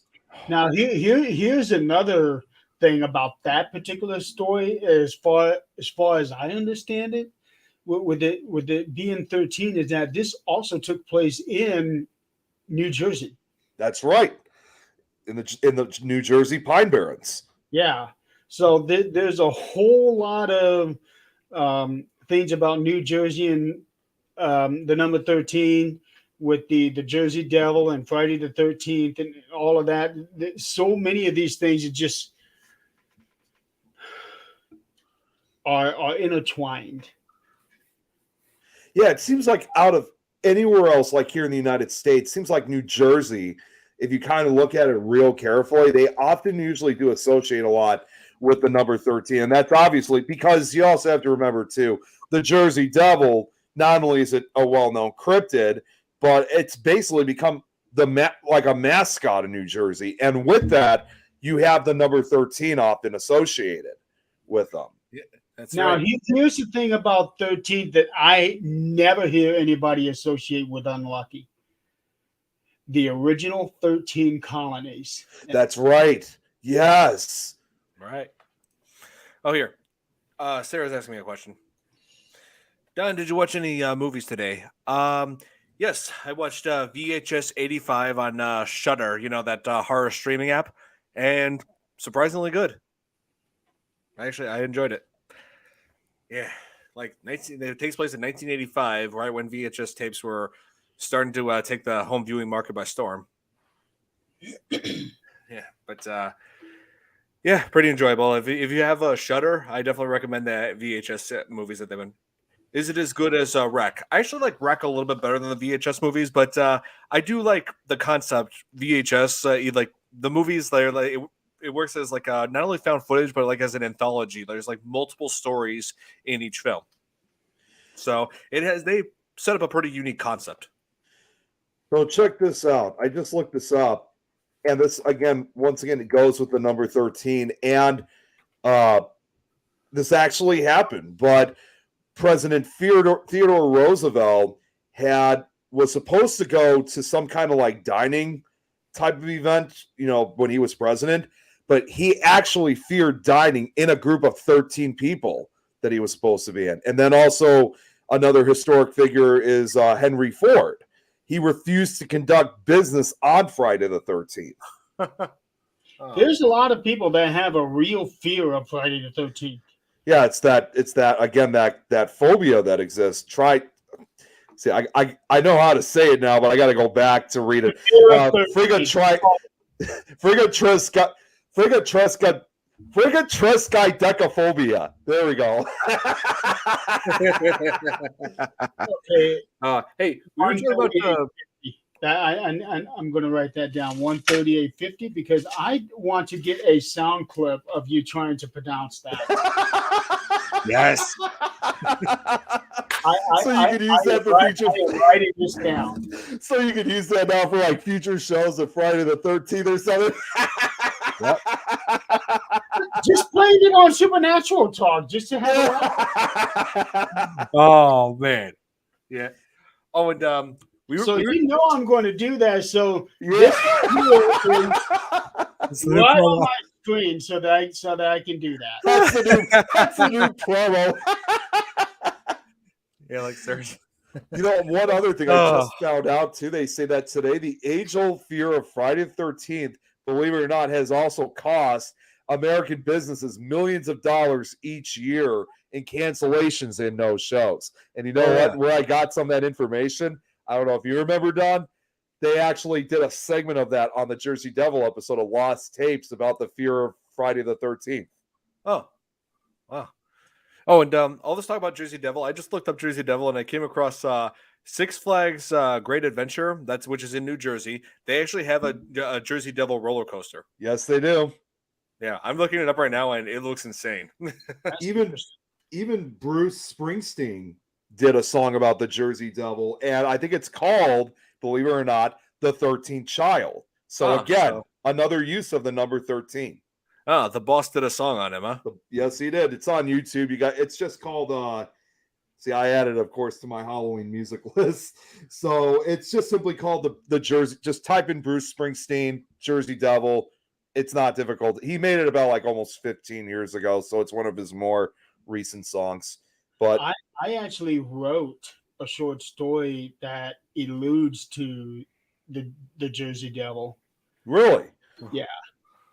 It's one of my more recent ones, and it is set in New Jersey. But the thing is, I don't call out the Jersey Devil itself. I talk about the monster in the story, but the only clue that leads to it being the Jersey Devil is actually the Leeds house where the Jersey Devil came from. yeah. So the Leeds house is the only thing that is supposed to make you think, oh, this is about Jersey Devil. But that's without actually spelling it out for you. See, I'm trying to think of anything else that also involves the number 13. Well, you know what? I could think of one final idea, which There's a movie called 13th Child. there's 13 Child. Yep, there's that movie. 13 Ghosts. 13 Ghosts. You made a good point, by the way, when you brought up about that no one ever brings up anything about the 13 colonies. I'm surprised there has not been any story like linked to that with the number 13. Oh, here. I found the Bruce Springsteen song. It's called Just the Jersey Devil. A Night with the Jersey Devil. Yes. Yep, that's the one. I'm going to have to look that up. You know what? What I'll do, in fact, when we get off here, is I'll send you guys Don, you already have it up, but I'll send it to you, Jeremy, so that way you can hear it for yourself. Oh, he released. I can just look it up. Okay. Oh, he released this single on Halloween. Nice. Yeah, he did. It was like a Halloween song. So when I discovered that, when I discovered that, I actually saw it on a paranormal show, like because they brought it up, and I decided to look it up. And as soon as I heard it, I really enjoyed it, and I immediately put it on my Halloween music list. But I just thought of another. I don't know if you would consider this unlucky, but they still use the number 13 in this case. And this is actually truly something to be feared because even gangs have used the number 13 on their case, like a lot of the gangs in California. But in their case, while it still is obviously an unlucky number in that case, it's a lot of the Hispanic Serrano gangs of Southern California. But in their case, again, not only is it number 13, the number gangs like MS-13, for example, once again, the 13, it more or less pays homage. It actually represents the letter M because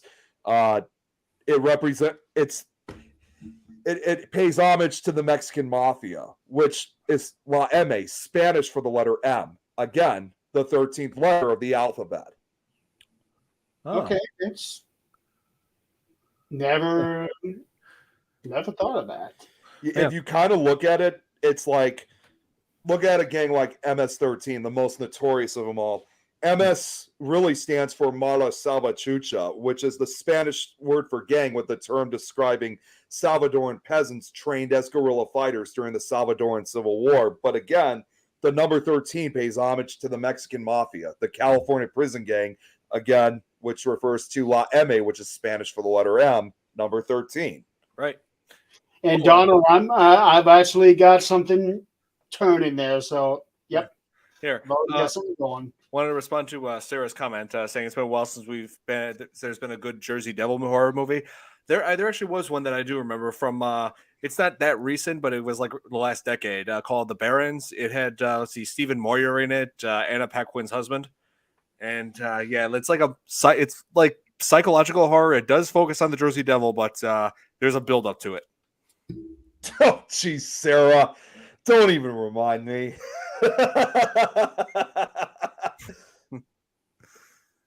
Oh man. Give me time. I'm working on the real Exorcist right now, and I still got another month of writing on that one. So give me time. Oh man. So yeah, she's really trust me, Sarah. That is not going away. I will not forget that because I am Oh done man. with that one. Roland Doe exorcism. That's not what you're covering, aren't you, Jeremy? Or are you the story you're writing? No, this one is this one's not based on any true story. It's just this one here that I'm writing about basically is what can go wrong Yeah. in the wrong situation.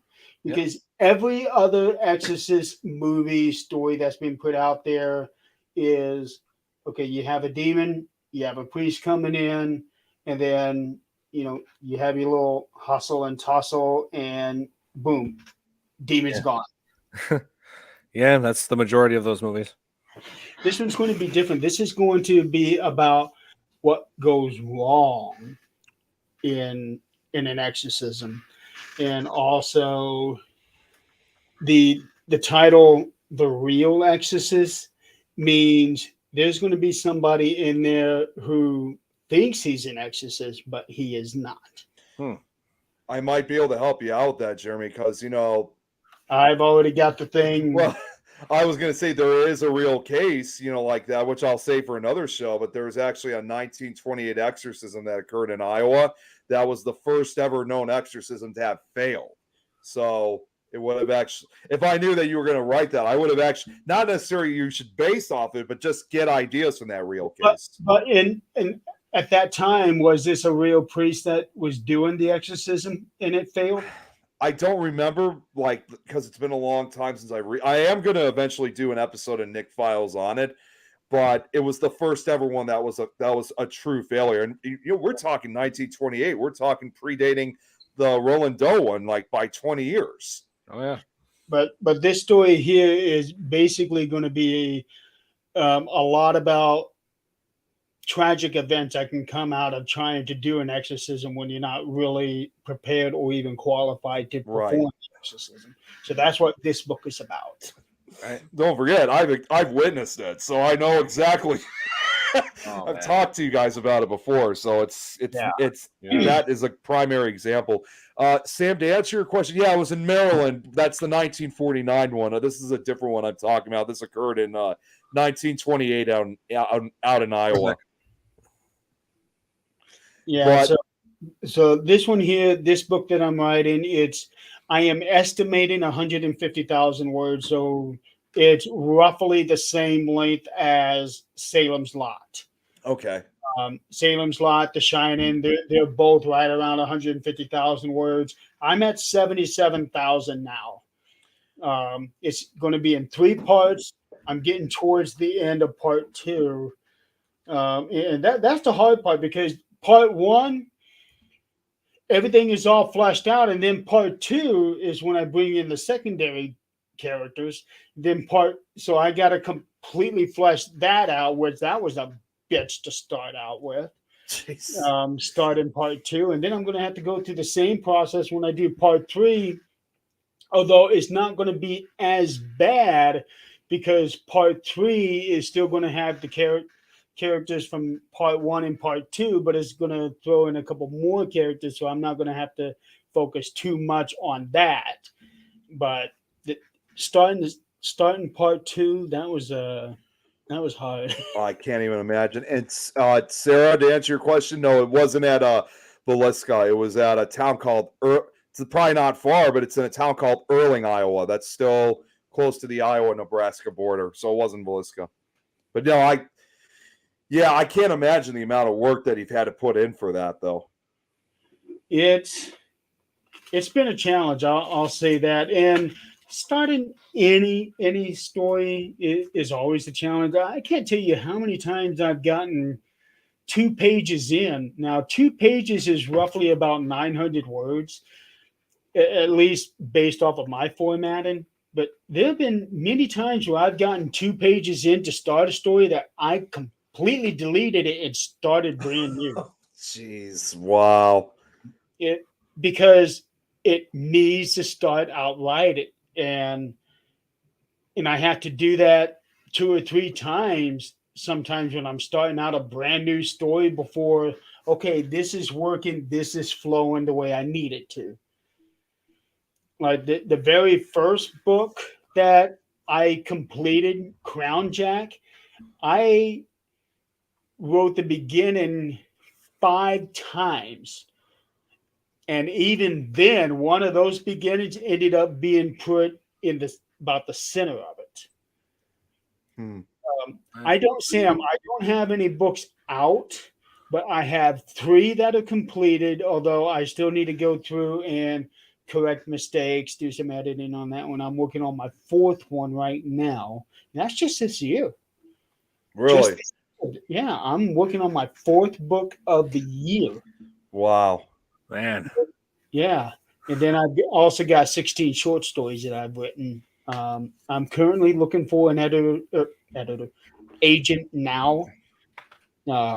It's just a matter of finding an agent that likes my work, but I think it's going to be this one here that's going to say, hey, I want that one because of how unique it is. I think the 2 that I have been submitting are just very different from what other people are used to. So I'm thinking with this one here, they might actually like. So That's good. That's good. Yeah, yeah, that's great. so let me get this one put out, and then I can put those other ones. Yeah. Once you get it all done, I think it's going to be a real relief. Well, it's also a matter of making it sound good instead of he did this, he did that, she did this. You got to really flesh it out. Don, have you watched like an infinite hour of horror movies? Man, it feels like it. Do you think you would step into horror fiction? You mean cover horror fiction? Like horror fiction novels? Maybe. Because I have been thinking about expanding on like not only just the movies, but also to more TV shows and also video games. So yeah, but as He novels, started out doing TV show. You Yeah. did. Oh, Stranger she needs Things. write one. She Yeah. needs, if you ever yeah, wrote. started off wants to doing write TV one. shows, Stranger Things, which people are asking me when we're going to do. She's actually referring if you ever would want to write horror fiction.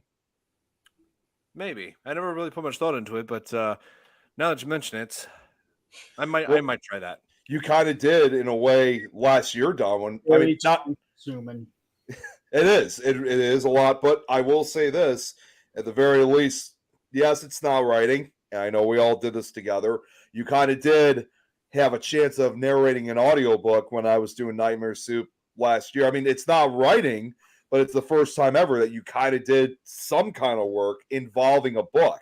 Made a contribution, yes. A contribution, yes. And Donald, he just made I wanted to get to his question quickly. Yeah, if we ever did a show on the Sleepaway Camp series. Now, I will admit that is a good. Wait, series? They made several sequels, but I've only ever seen the original. That is a good film, and I think it was. This goes back to the movie Friday the 13th movies. Yes. This was one of the first kind of ripoffs of Friday the 13th because just like Friday the 13th, it takes place at a summer camp. Teenagers that, are completely unsupervised. There's an unknown killer on the loose.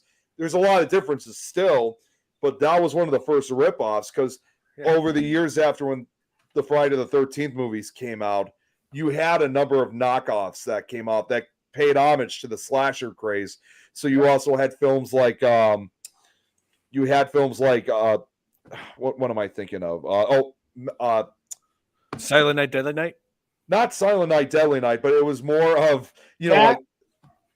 more films involving like summer camps. So, you had like The Burning, you had the Prey, you had I can't remember what it was. It was like Madhouse or something like that. Don't Go in the Woods. That's another one. Yeah, like Sleepaway Camp. Like I am planning on covering that on Fear Fans. Like maybe I'm aiming for the coming summer for that. And we had to mention Bruce Springsteen earlier on because his sister Pamela Springsteen played Angela in the second and third film.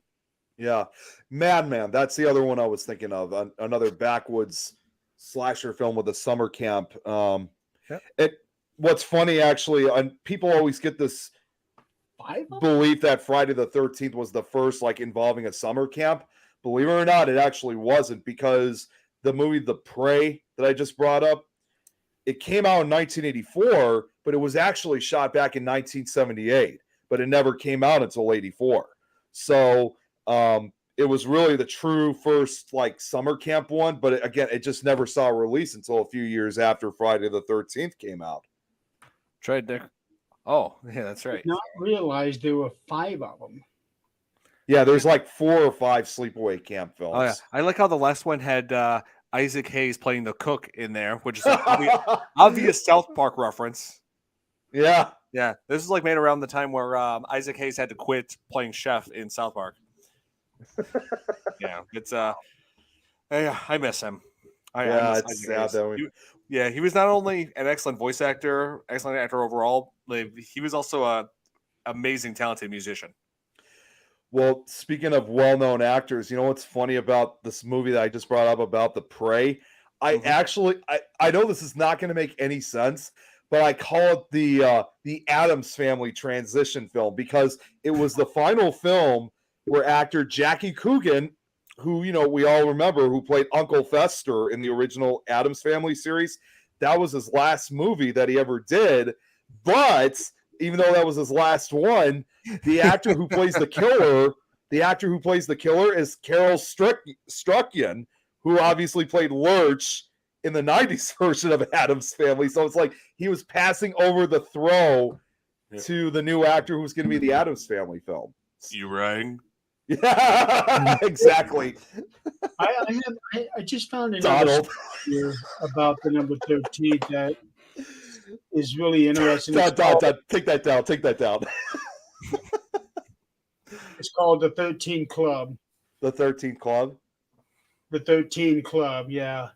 In the late 19th century, a New Yorker named Captain William Fowler sought to remove the enduring stigma around the number 13, and particularly the unwritten rule of having 13 guests at a dinner table, by founding an exclusive society called the 13 Club. The group dined regularly on the 13th day of the month in the room 13 of the Knickerbocker Cottage, a popular watering hole Fowler owned from 1863 to 1883. Before sitting down of a 13-course dinner, members would pass beneath the ladder and a banner reading, I'm going to botch this one really bad, Morituri te salutamus. Latin for those of us who are about to die salute you. 4 U.S. presidents, Chester A. Arthur, Grover Cleveland, Benjamin Harrison, and Teddy Roosevelt would join the 13 Club ranks at one time or another. Now, how about that? Wow. Man.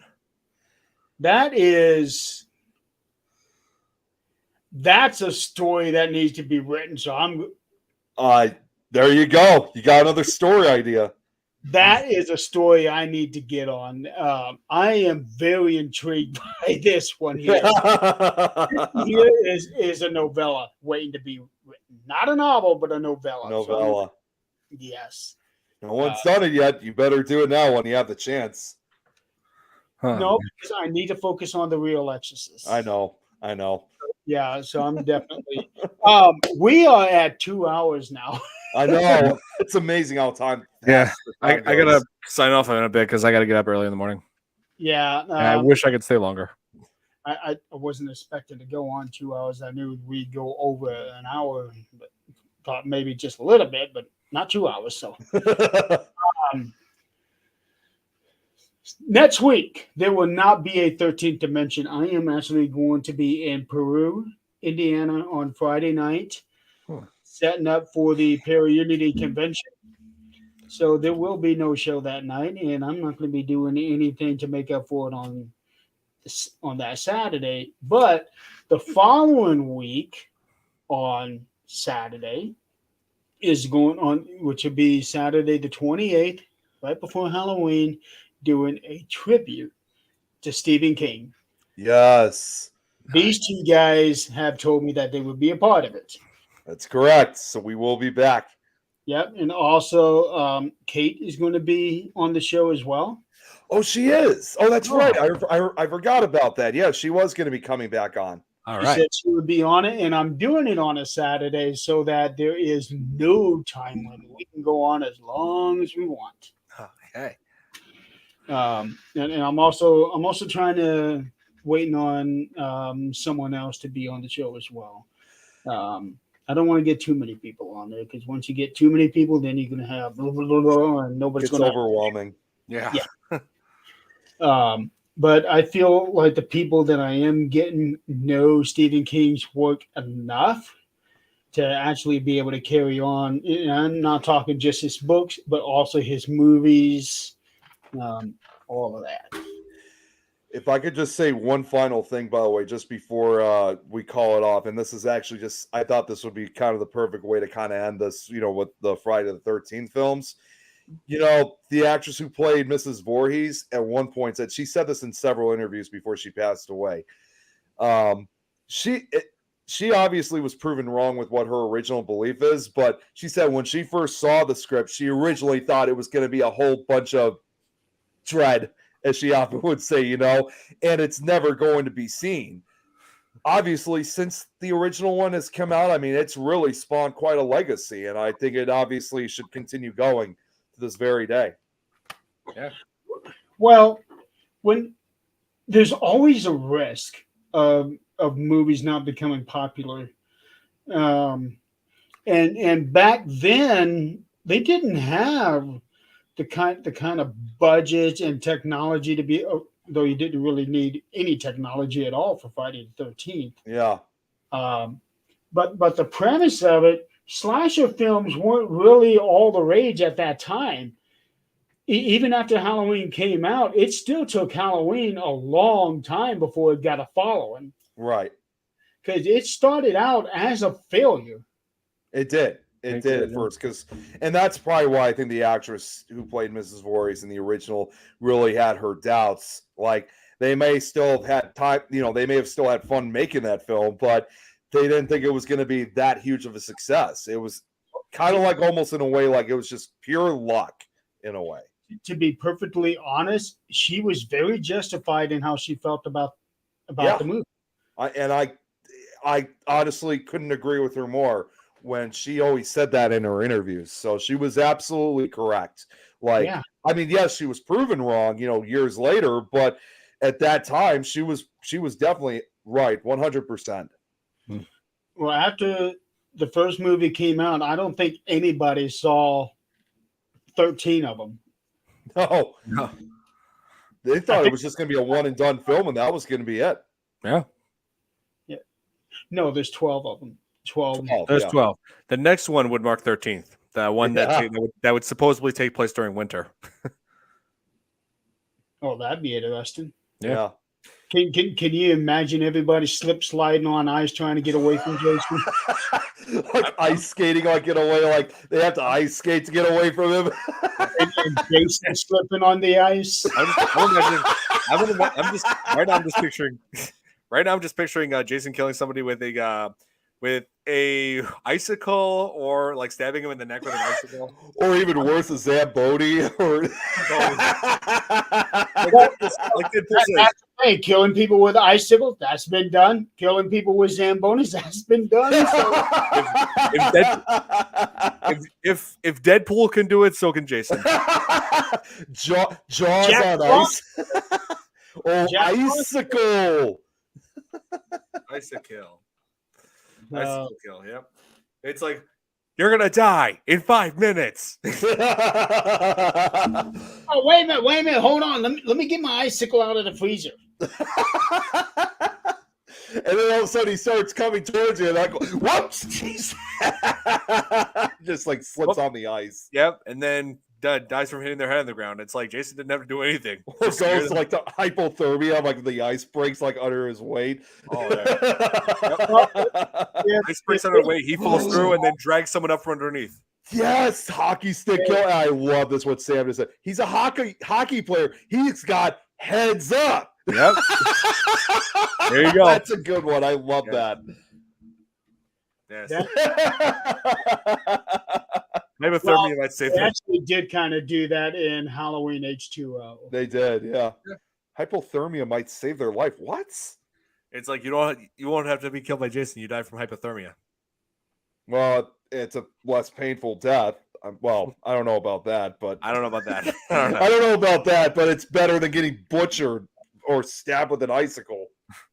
Yeah, it's gonna happen. If they do have a Jason killing people in the wintertime, icicle related death is gonna happen. You just wait. You guys never know, too, by the way. There could be somebody watching who's trying to work on that film. They're now getting ideas like, oh boy, after watching this, I got some ideas now for that film. This show is copyrighted. Yeah, Zambonis. So yeah, next week there won't be a 13th dimension, but I will be back in 2 weeks with these same two guys and others. Yep. And then just going to see what happens after that. I do have a show scheduled for November, but I'm also waiting on seeing what's going to happen as far as surgery. I'm waiting on word for that. Next week, we may or may not have a surprise on Supernatural talk. So we're still waiting on word for that. But if it's who we're trying to get, is going to be an exciting episode. Oh, stay yeah. tuned on Supernatural talk. I love the comments, what everybody's coming up with. Yeah. Revenge of Jaws and Revenge on Ice. Giving me ideas. I need story ideas. This is for you, Don. For Brad. I had to show Nope. this one. Nope. Actually, that's not a bad idea.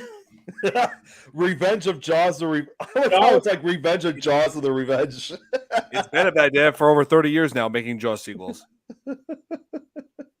Jaws on Ice. I like that idea. Jaws the musical. Hey, they did it for Alien, so. They did, yeah. Huh? Yeah. So. The Sigourney Weaver Aliens. Yeah. As a musical. Alien, the original Alien as a musical. Yes. Even Ridley Scott and Sigourney Weaver actually reached out to the high school. They covered this in a news story. They actually reached out to the high school that did it. The students congratulated them on a great show. Wow. Whoa. I have got to look this up. Okay, I'm speechless, folks. Good job, Don. You gave him a new idea of something to check out. Yeah, right? I cannot even imagine. Nick, Don, thank you guys so much for being on the show tonight. I got the link. I've got the link. Hang on. Copy link address. Jeremy's never going to sleep again. I am just so glad that I don't have to do any more writing after this show, because I was writing up to a half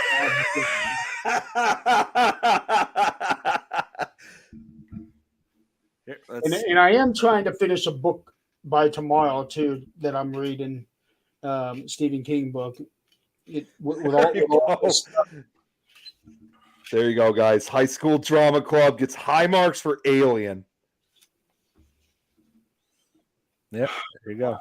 That's nuts. That's crazy. All right, so next week you're going to see these guys along with whoever else they have on Tuesday night. They're going to be covering Sleepy Hollow. There you go. Yeah. Yep. I can't wait. Another great Tim Burton film. Can't resist. One of his few R-rated movies. Done a legitimate horror film. Yeah, it is a legitimate horror film. It features the headless horseman taking people's heads. No, I'm talking about a horror film that is not camp. It's not campy.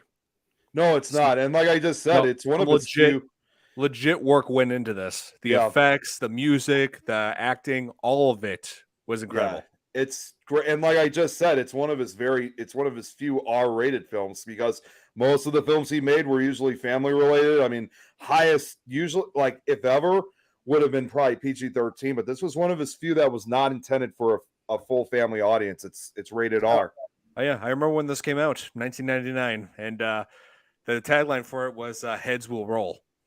Yeah, Just don't lose your head. yep. Though Yes.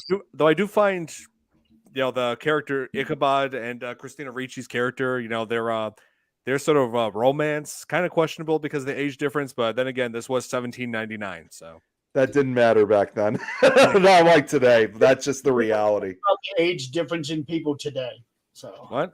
What's that? What'd you say? about the age difference in people today. Yeah. So it's like, and don't go bowling afterwards. Didn't like him as a pair. Okay. Oh, I see. All right. So yeah, catch them on Tuesday night. They're going to be covering that. Yep. And then hopefully we have our little surprise next week on Supernatural Talk. And I'll be back next week too with Nick Files with part 2 about the Phantom Cats. What about the musical about the meat pies? Yeah, that was Sweeney Todd. I knew so. Okay. Thanks for letting us know, Donald. Okay. All right. Well, it's been a fun show. We had a very engaging audience. So thank you guys so much for playing along with us tonight. That you definitely helped make the show. Yes. And Nick, Don, thank you guys again. Thank you, and No problem. happy Friday the 13th. Yep. Friday the 13th. There you go. Yep, showing off your support gear. Yeah, you have that, but I have it on Blu-ray, so I win. There you go. All right. Good night, everybody. Good night, everybody.